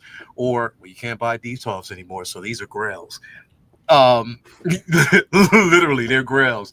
But how often do you have to keep doing that? Because it's shrinking in space. I can't do that anymore. You know what I mean? So, where do you put your boxes? Where do you put your boxes? Because I ran out of space for boxes and had to get rid of. I started getting rid of boxes. I'm like, am I a figure collector or a box collector? X. Let me do this real quick. Come here. Don't ask questions you do not want to know the answer to. All right. No. I can tell you where mine are. Where is that? Mine are in my guest bedroom. In the entire closet is just Hot Toys boxes, 6-scale boxes. The entire closet, and it's not pretty. And my husband isn't a fan, but that's the reality. That's where they are. I don't want to put them like somewhere where they're like obvious, like you see them, but I also don't want to like send them to storage where they might get kind of hot. And I don't want to get rid of them, because it's like, if I ever decide to like part with certain figures, which I'm looking, at doing now, I need to figure out like, I want to have like the whole thing. but yeah, those boxes are so ridiculously cumbersome. They are so ridiculously cumbersome. The only Look, thing bigger than the figure is the box, and the box takes up way more. Imagine every figure you have has a box, and that takes up way more. You think you're out of Yep. space for figures? You're out of space for boxes. That's yeah. true. So what I did was I officially, because I built up, I decided that I was going to do this for the holiday. So what I did was I built enough time and got everything saved and did whatever I had to do that I am taking off work for the next 6 weeks. Like literally. Starting Monday, I am off for 6 weeks. Oh. Literally. So, and that is, I'm enjoying it. I'm going to enjoy it. But I have a plan. And my plan is to reorganize I was gonna say everything. collection tour, Exactly. We'll get that collection tour. together. Yeah, we'll definitely get that together. But I did it because it's something needed and I wanted to do. I always wanted to do this for the holiday season anyway, and I finally built up enough to really do it now while I can. So, during that particular time, it is curating time. It is, a time to really curate and make sure that I move stuff around and do what I need to do to make space or get rid of certain things. I like around the time the holiday season, a lot of the figures that I have that are in boxes, I donate, to like the Children's Hospital for Cancer patients and stuff like that. I'll do that. You know what I mean? I do it every year. So yeah, again, we talk about these things, but it's something that we have to do, and it's required. So why not? Well, that's cool. I'm looking at doing something similar. Not taking 6 weeks off I'd love that, but I'm not going to do that. But I am, and it's going to feel glorious. I say that now though, but with these clients, it might change, but we'll see. But I do have we get holiday break, working in the schools, so that's coming up in December, a few weeks off. So I'm very much eyeing that time to do what I'm talking about, to kind of sit down and figure things, where the future of the Cantina collection is, or what that's going to look like, that path in that direction. So I do have my grail item though, and I don't know if I've told you guys this, but the one thing I'm most passionate about, like in all of my, like out of everything, is the Star Wars Cantina. And last year there was the HasLab Cantina that funded, and then it started shipping a couple months back. And now I have that, and it has the figures that I went nuts over. And finally they made them. And that's what I have set up back here, is that Cantina, the whole Mos Eisley thing. And like that's like, if I had to let everything go, and I'm I hate to say this because I'm even looking at like things from childhood, things like my Kenner Jurassic Park stuff. Like, this is the one thing I've always wanted, like out of everything, like ever. And they finally gave it to me. And like, it doesn't matter what the company is. Like, I feel like anything else from now on is just like, it's gravy, right? Just extra. Especially like Hasbro Star Wars. They're never going to top what they did with this Cantina. Let me show you guys this Cantina for just a moment. So I'm going to adjust the camera and try and zoom into this as best I can. That is wild. I actually spent some time rearranging it, but yeah, that's the Cantina over there. Yeah. I don't know, Lael, can you spotlight me? Yeah. I got you. Hold on. Nice. Yeah, so that's the Cantina. And wow. We don't serve their kind in here. Yep. Your droids, I'll have to wait outside. Yeah, so it's I just spent like the last few days kind of like going through it and rearranging it, because I wanted to kind of sort of readjust how I was doing it. So I'll pan over here. That you got the entrance, incredible. the band. Oh, you got the sisters. Yeah. Yep. Oh yeah. And then that's the Mos Eisley area over there. Oh, so that's beautiful. Thank you. Yeah, that's my dream item. I have it now, and I can go to the next phase of I didn't existence a little realize it was that bit big. happier. You have all the modal nodes. Oh yeah. All the Cantina band members. Oh If yeah. someone would They make made those, I would a buy six all of pack them. last year. Oh, see, And, that's perfect. That's perfect. Yeah, all the band instruments are in there. The HasLab Cantina actually came with an extra instrument as seen in the holiday special, so that's in there too. Does it come with B. Arthur? Because that would be incredible. You know, that's now that they gave us the Tonica Sisters, that's like the next thing that I'm going to push them for is Acamina, the bartender. That is incredible. And I love the fact that you can do something like that at this scale, because at 1/6 scale, that would take up an insane amount of space. But in 3 3/4, oh yeah, no, you can get vehicles, you can get play sets, all the things you can't get, all the things we say we want in 1/6 scale, which reality we don't have room for. We'll never have. You know. And Star Wars vehicles ain't small, but the fact that you can get play sets is that's next level. And yeah, that looks so. And these are the play sets that we always thought we were getting as kids, but in reality, they look nothing like the movies or the shows, and now they actually look like the thing, and that's wild. I do. Yeah. You haven't seen Mario's because he doesn't. Mario, when we first started streaming together, Mario used to have his literally up on his wall. It was come on, man, like it was so in its original packaging and everything, and I was like, oh damn, that's incredible. Like, it's incredible. And I know he still has it, he just didn't, it's out of sight, but hell yeah, like you said, I mean, it's perfect for world building. There's so much you can actually do with it, so Anyway, well, it's definitely an adventure, right? And we'll see what happens in the future with the streamlining and the curating. But I think too, when you downsize, I mean, I've had times where I have downsized before, and not like to a great extent. It's always like, okay, I'm going to sell a few things, I'm going to refocus this or refocus that.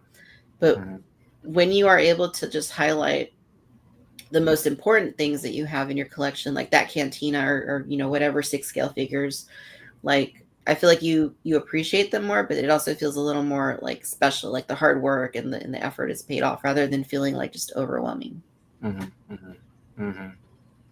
mean, yeah, if I can get rid of all this and just get like 1 or 2, maybe 3 life-size, if I could have a life-size Boba Fett, Darth Vader, and Stormtrooper that was like movie accurate, I think I would die a happy man.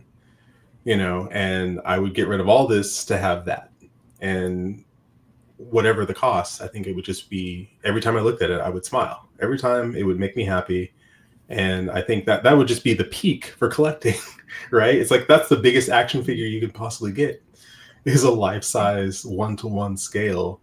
And you're right, you're like constantly shifting around. And for me, it's constantly, I wouldn't say upgrading, but it's constantly evolving, like maybe I'm more interested in props now, or helmets, and people are making amazing helmets at really good prices. The amount of, the Disney store putting out a mouse droid for $99. I'm like, well, damn, that's just, who can argue with that price? So yeah, being okay with change, being okay with, saying, you know what, I'm going to try something new and collect something new. It does mean breaking old habits. It does mean, stopping that thing that you're so used to doing and jumping into something else, but it's growth. If anything else, it's growth. Yeah, it's growth. Definitely is. Evolution. It definitely is. Definitely is. Cool. Well, would you guys like to chat the Michael trailer for a couple minutes? I'm here for it. I want it now, please. I am here for it. Oh my god. Yes. So, shoot, where to start? So it's been a long time coming, right? Like, I don't know how long this movie how long it's been since they announced it, but there's been, I mean, depending on what you read online, there's rumors about why it's been held up and this and that.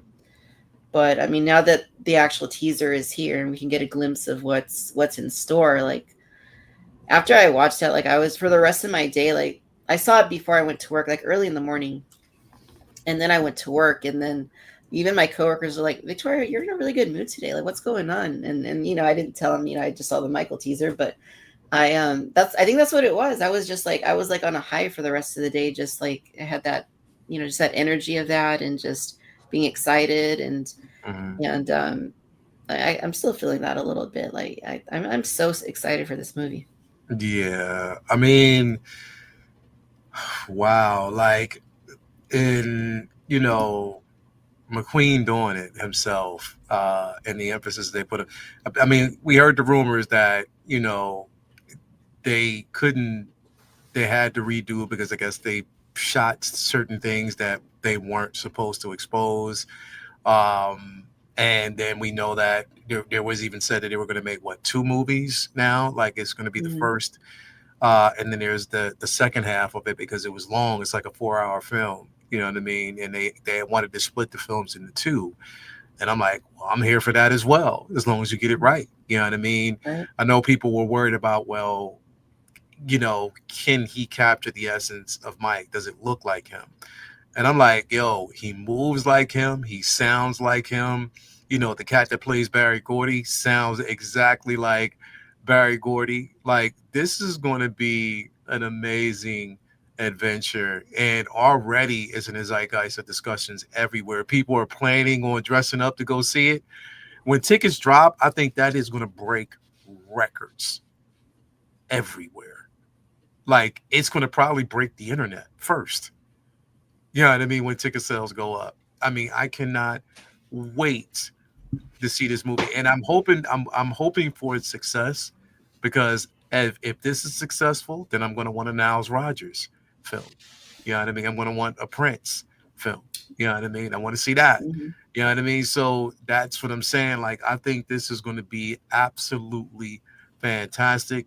There's no way in hell I'm not going to. Me, my daughter, Latoya, we are going to make it a family affair when we see this. You know what I mean? Because it's Mike, the greatest performer of all time, hands down.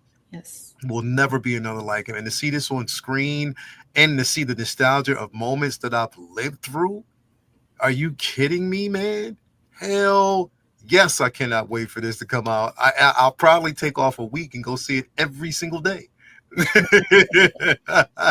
my Regal Unlimited is going to be on tilt because I'm definitely going to see this. I cannot wait.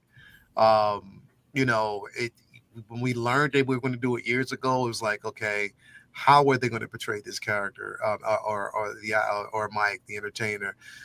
What stories are they going to be able to talk about? Like, where are we going to pick up with? Are they going to hold back, or are we going to get the entire? I cannot wait. I cannot wait for this. That teaser trailer was everything that I needed and more. It was spectacular. I can't even tell you how many times I watched it. It's incredible. Cannot wait. Same, yeah. Yeah, no, the idea that this is actually finally upon us. At first, I was a bit skeptical, but then it was a few years back. This guy I was dating, he and I were in New York, and we're like, "Oh, do you want to go see the Michael Jackson Broadway, musical?" And I was just like, "Yeah, sure. Well, let's Broadway musicals. I'm here for it. Michael Jackson Broadway musical." That musical was so good. It was so damn good that it made me go, I can't believe they got the moves right. They got the music right. All the cast was amazing. And now, after that, I was thinking like, oh, you could do a Michael Jackson movie if it's as good as this musical was.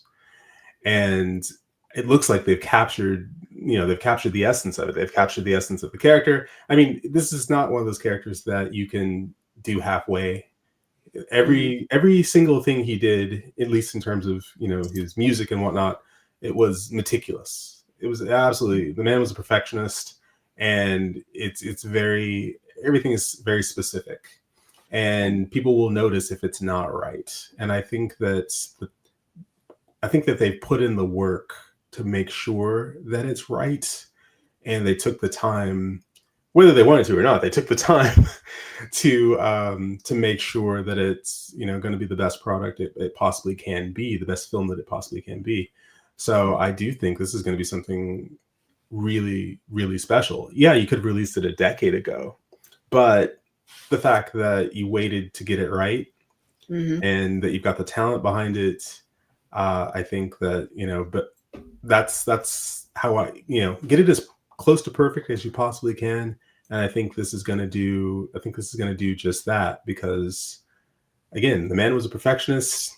And you've got to, you know, again, you can't do it halfway. If you're going to do a Michael Jackson film, you can't do it halfway. Right. Michael Jackson wouldn't have done it halfway. You can't do it halfway. So absolutely, you got to be all in. You definitely got to be all in. And I think his nephew portraying it, and from what I've seen so far, he sounds and looks and acts great. Yeah. You know, those performances, those memorable moments, I cannot wait. I remember, like, you know, even the Jackson movie that came out years ago, that was even good. I enjoyed that. You know what I mean? So to see where this is at, you know, you have to think, well, are we going to see, you know, a young Reba? Are we going to see a Revia? Are we going to see a young Latoya? You know, are we going to see a young Janet? You know what I mean, make an appearance in this? Are we, you know what I mean? What will we get, you know, from this? I can't wait. I definitely can't wait. Definitely. I mean, I cannot understate like what Michael Jackson meant to me when I was a kid. Yeah. Because I was, you know, I've said this before, I was just like in my own like my own little like universe. Yeah. Probably still am to some extent, but like just like I was probably like 8. I think I was like around I had my first memory. I was 2. Because I never forget anything. I wish I did sometimes, but the Bad video was playing on TV. And my dad, he had me by the arms and he was swinging me all around the living room, like to the song.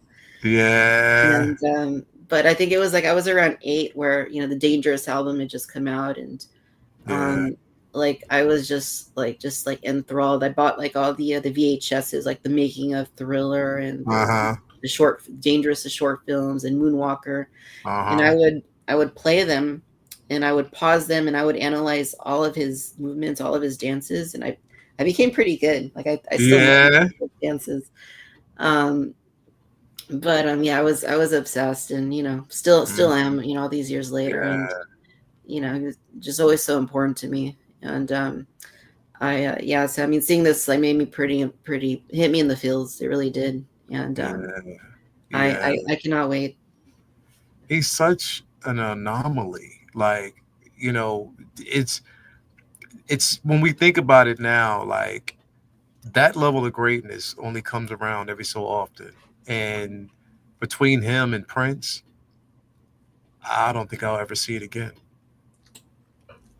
I really don't. There's no one now that I can see. Yeah, I can't. I couldn't even think about a person right now that would give me that level of an impact. Not to say that they couldn't for this generation, but we're talking about Michael Jackson and Prince, who are timeless. That if you're a kid, it's almost like, you know what, a kid born tomorrow, on his 3rd day, he'll know who Michael Jackson and Prince are. Like literally. Right. It's true. I mean, that's just the way it is. It's the impact that Mike has had on so many lives. It's and to will that himself into existence. And he'll tell you that I'm going to be the biggest pop star on the planet. That's my goal, is to be the biggest on the planet. And that's exactly what he did. Right. In his dying breath, and still, come on, man. Yeah. Come on. Literally. And yeah, like I have, you know, students at school, and I work with all grades from like pre-K all the way to 6th grade, and they all know who he is. Like, you can ask them like, oh, Elvis Presley, and some of them, a few of them will know who Elvis Presley is, but a lot of them don't. A lot of them don't know like Madonna or other artists, but they all know MJ. All of them know him. Yeah. Everybody knows Mike. Everybody knows Mike. It's just he's an eternal. He'll live forever. You know what I mean? Like there's roaches and there's Michael Jackson. And I like they put them in the same category. Yeah. It's the way it is, bro. Like it's Mike. You know what I mean? Like you can't, bro. You know what I mean?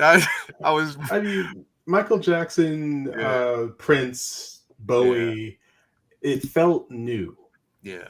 It felt new. It felt different. Yeah. And it blew your mind. Yeah.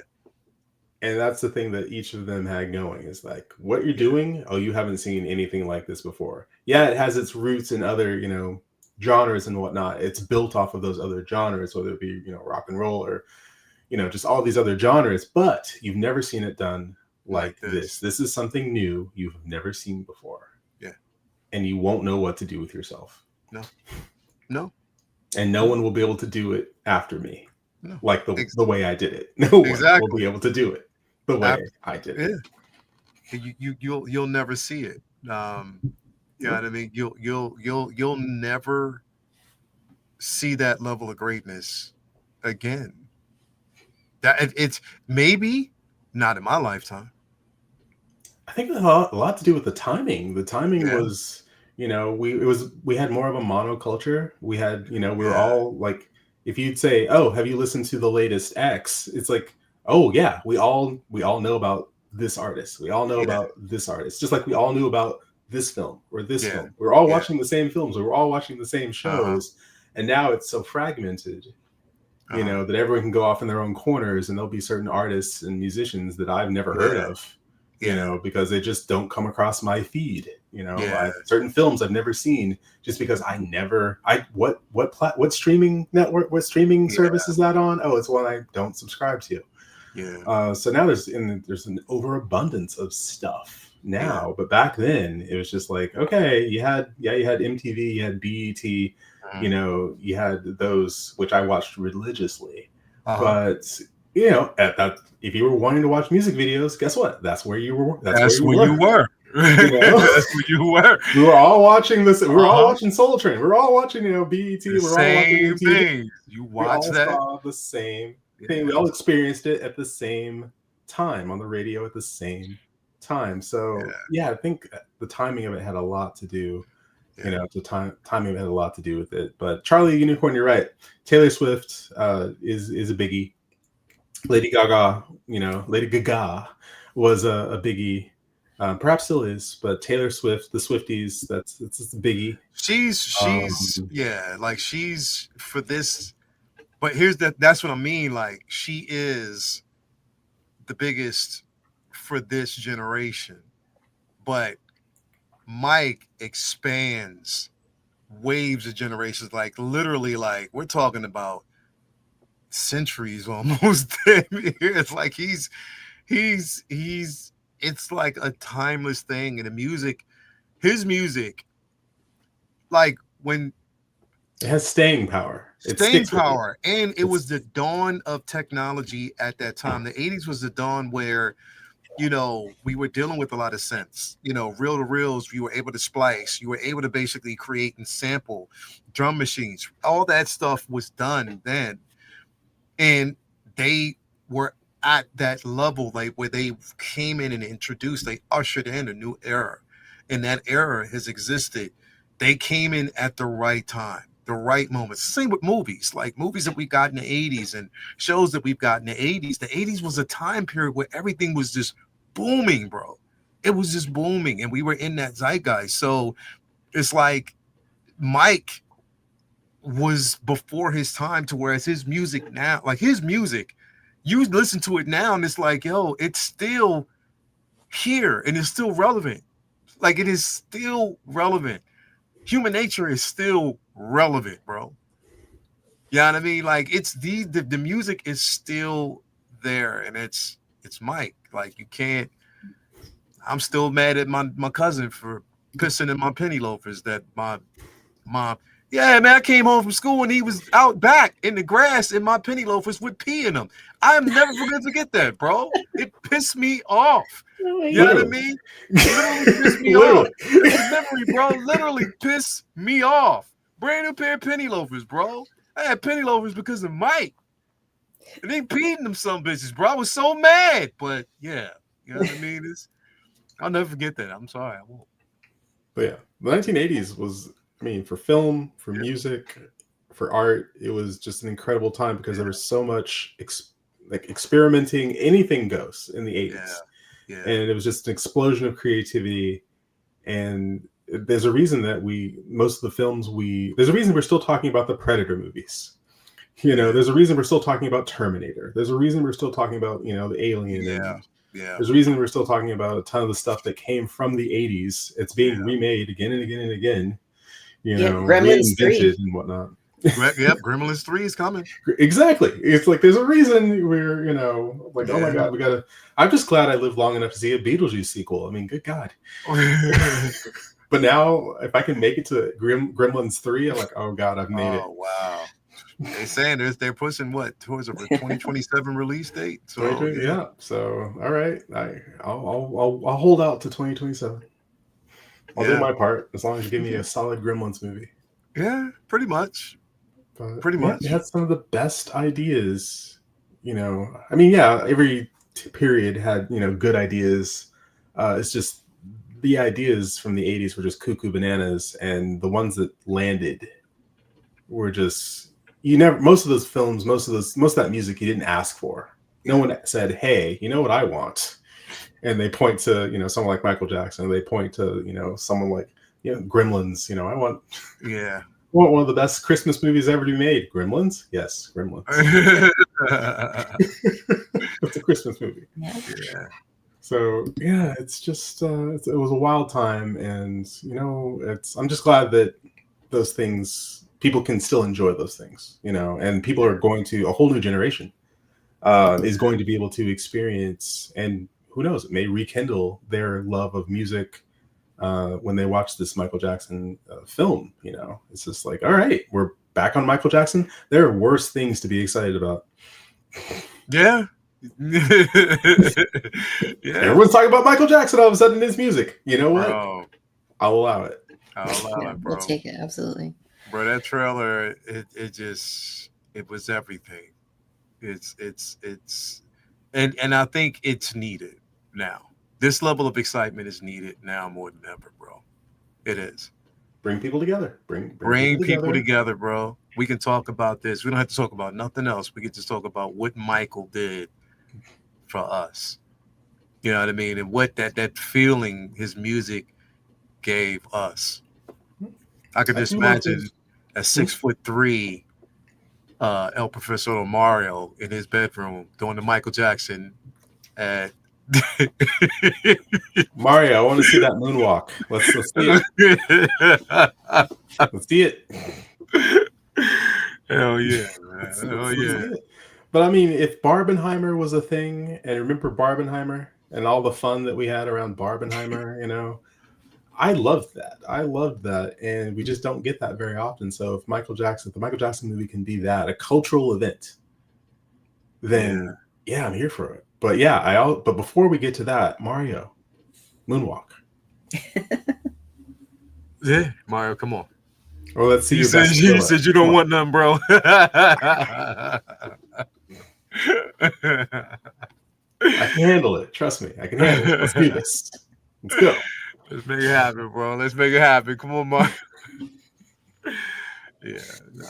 Cool. Well, I guess we're gonna end the evening with the final segment, which of course is none other than new acquisitions. New acquisitions. All right, so this is the point where we ask the chat to mention anything new that they've gone in their collections this week, and we will call them out, as well as you two gentlemen. Anything brand new that you've added to your collections that you would like to Tell us about. So the Darth Sidious, of course, is there in a collection. Who else has made its way in a collection? So Sidious, Legolas, um, Black Widow, of course. She an amazing figure she is. Um, yeah. Is there anything else that I'm forgetting about? I think that's it. So yeah, Black Widow, Sidious, um, and yeah, Widow. I mean, in Legolas. Yeah. So that's so far from me right now. Nice. Very good acquisitions. Yeah. Let's see. What did I get? I got last month I was in Tokyo and I picked up a handful of things. I picked up the Galen Urso from Star Wars Celebration. They had those there. I picked up another Range Trooper. They had those there as well at Toy Sapien. So I have a second Range Trooper now, which is pretty exciting. I picked up a Lord Starkiller because I didn't have one of those in my collection. Which is also a thing. I also picked up, of course, a ton of records. Of course, you can't go to Japan without picking up some Godzilla records. So Yeah. plenty of Godzilla goodness. One of the things I'm most excited about, though, that I got that's not Godzilla related, but is Star Wars related, Made by Mutant put out a reissue of the score by John Williams to Star Wars Episode 3: Revenge of the Sith, featuring artwork by Matt Ferguson. So Nice. very excited. It sounds absolutely amazing. So I'm very excited to have it on Mustafar lava themed vinyl. So yes, plenty of plastic and that Home Depot R2D2, which I'll be weathering and modding, and I can't wait to get into that. So lots to be excited about. That'll be great to see. What Toy Sapiens is a really neat store. What areas of Japan did you get to check out other than Tokyo?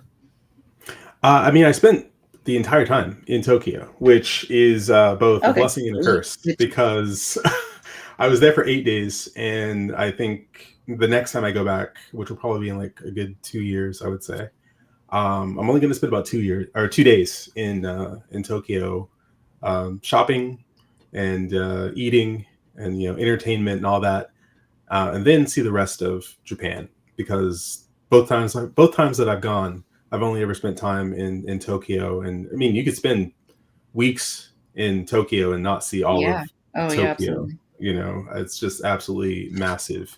It's a lot, though. It's a lot. I mean, it's what, 38 million people in the area.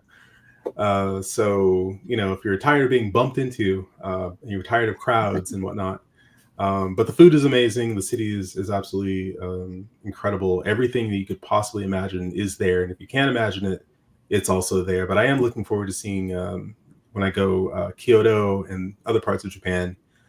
So that way I can say that I've been to Japan, and not just I've been to Tokyo multiple times, but Tokyo is an incredible time. And if you're a toy hunter, I mean, come on. If you're a toy hunter, good God. Yeah. Toys, video games, music, fashion, they take it all very seriously. And for sure. It's wild, but no, I loved it. I absolutely loved it. That's awesome. Yeah, Kyoto is great too. I think you'll love Kyoto. And I had a weird night. I'll have to tell you about it off camera, not on camera, because we're rated G. But I'll have to tell you about it. It was interesting.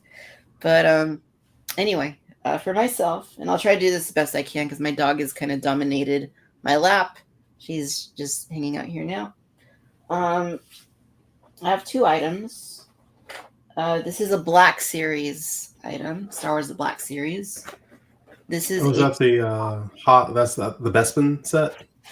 It is the Bespin set. Ah, that looks amazing. Gosh, stuff like that makes me wish I was still collecting Black Series. Nice.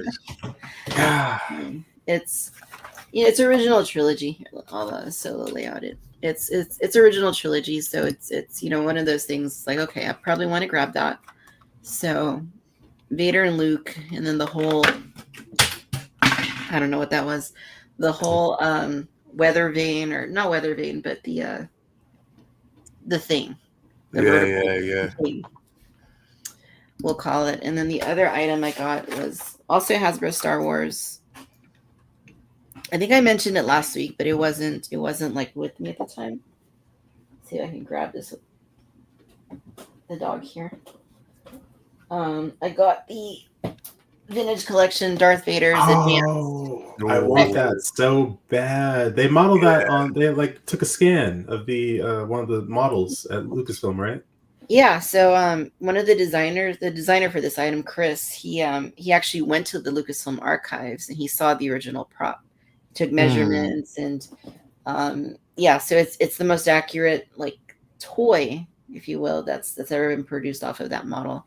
But I mean, I think even just the box is glorious. I don't think I'm going to throw out this, talking about downsizing, I don't think I'm going to throw out the boxes. It's just, no, don't throw out that box. A work of art. I love the floating Darth Vader head. That's head. just the vintage. Yeah, come on. It's just, that is incredible. And it's like having a studio scale model. Yeah. Really, because of the level of, and if you did some like, if you were to get an extra one and maybe do some weathering to it, you would have like a proper TIE Advance from A New Hope. And I love the fact that it comes with a damaged wing as well. Nice. You know? That's so are you going to make like a Death Star, like diorama base for it? I don't think I have the room to do that. I was thinking I might put Darth Vader standing on it though, like in Rebels. Oh, okay. Oh, I do love that.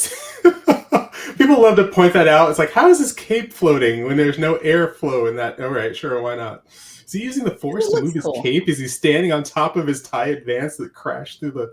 Yeah, no, it looks amazing. It looks absolutely... God, that's a great scene.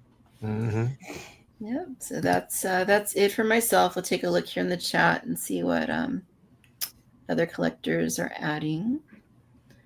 Let's see here. The best part of the show? New acquisitions? Okay, we'll take that.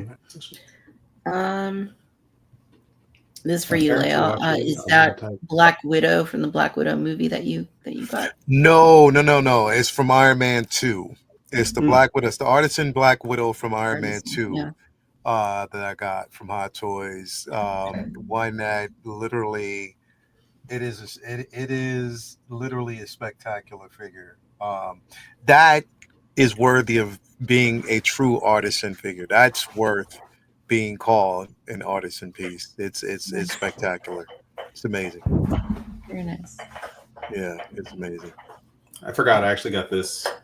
Oh, yeah. That's here. You found the duck, bro?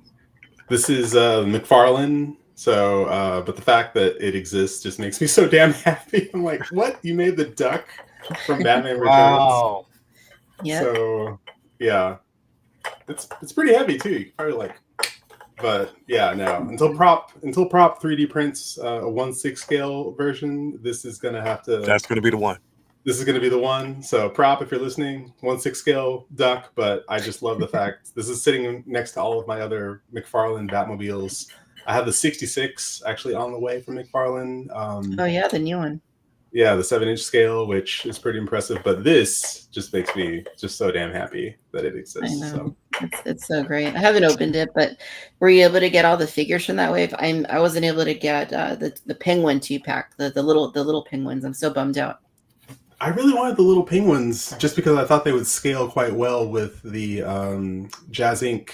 1/6 scale penguin, because penguins come in all shapes and sizes, and you could never have too many penguin commandos.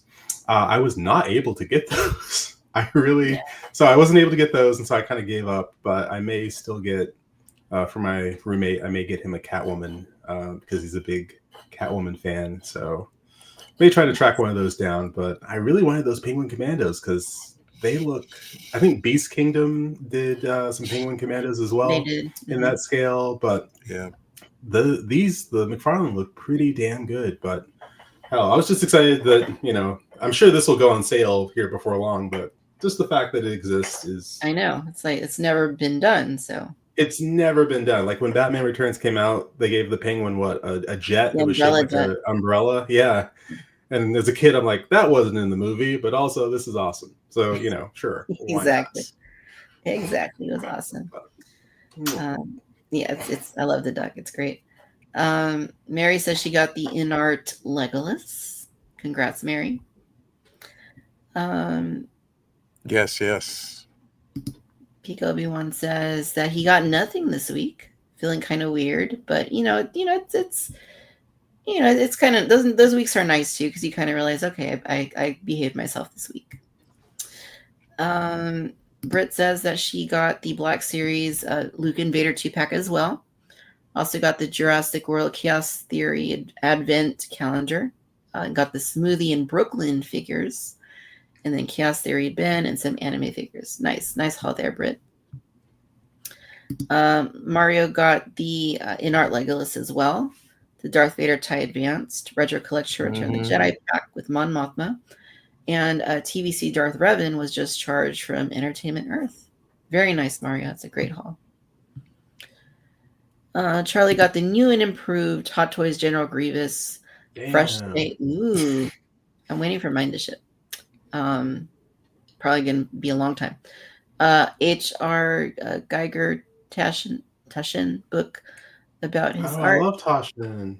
And informing design of aliens. Very nice. Taschen, they take books seriously. Like, you think Hot Toy or you think InArt takes figures seriously? Taschen takes books seriously. Like, ways. If you get the Making of Star Wars book, they're making of Star Wars, but then they're making of the prequel trilogy as well. They did 2 great books behind the scenes. Those are incredible books. So Taschen, yeah, all about that. That's rad. Adam says, I received the Black Series Luke and Vader 2-pack, and I finally got the McFarlane Penguin with Duckmobile. Nice. He got it too. Duck Club. Duck Club. Let's see here. Nicholas says he loves Toy Sapiens as well. It is great. When I was there, last time I was there was in 2023. And you remember the WB 100 Wonder Woman? Yeah. Like it had already been sold out for like 2 months here in the States, but they had it there, like in the store. Isn't it wild? You just walk in and they're like, oh yeah, it's just sitting there. It's like, oh. Did you get it? I already had it. I already had paid a lot more than it went for originally, but so I already had it. But it was cool to see it nonetheless. Mm-hmm. Let's see. Jeffrey got Legolas as well. So there's a Legolas club going on as well. I'm telling you, it is an amazing figure. It is. It looks amazing. It really does. It really does. Dodgen says, my new acquisitions, for the first time in a long time, I've been struck by the good old pocket of air and flies. Returning to my hunting grounds tomorrow. Wish me luck. Good luck. Good luck, Dodgen. Victoria has Canteen After Dark Stories. You have no idea, sir. Let's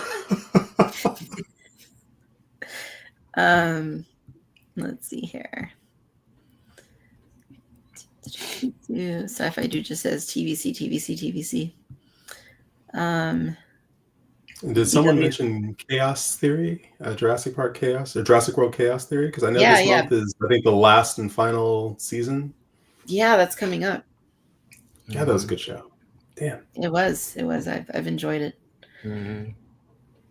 It even beats some of the recent movies, I must say. Oh, yes. Oh, yeah.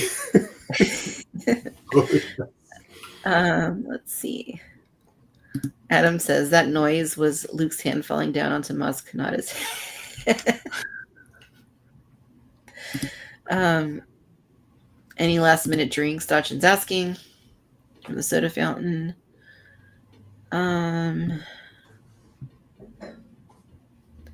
I think we are cut up. Those are all the new acquisitions. So thank you, friends in the chat, for sharing your new acquisitions. And X and Leo, thank you guys so much. It's been a blast having you guys on. And X, thank you so much for having me and hanging out with us. So you added so much as always. Mm-hmm. What does Leo call you? The therapist? Yes. Yes. Yes, I will. I will send you a. Stipend. I'll send you a bill. Stipend. And how do these figures make you feel when you pre-order? Yeah. Are you pre-ordering or are they pre-ordering you? I love it. I would watch a whole like if you did like a YouTube series like this, like that'd be really cool. It would. It would. You should. I've been trying to tell him to do it. I mean, I don't know. You know what? We may have to make this happen. We may have to make this happen. So you feel like you're always dusting. Tell me more. And like these boxes, you feel the need to hang on to the box, even though the box is empty? Is that true? Yeah. You have the thing, but the box is still there. Bro, if you did like 30-second shorts or just do like shorts, that shit would be fucking phenomenal, bro. Yeah. That would be insane. Oh God, yeah, I would have to get Bloomer on. He would be my first on the couch. Like, all right, Bloomer. So tell me about these Spider-Men. And then close it out by like each session, close it out, but you don't let them know the price until the very end. You'd be like, okay, so that's it's about $1,500. They'd be like, wait, what? And then it just cuts.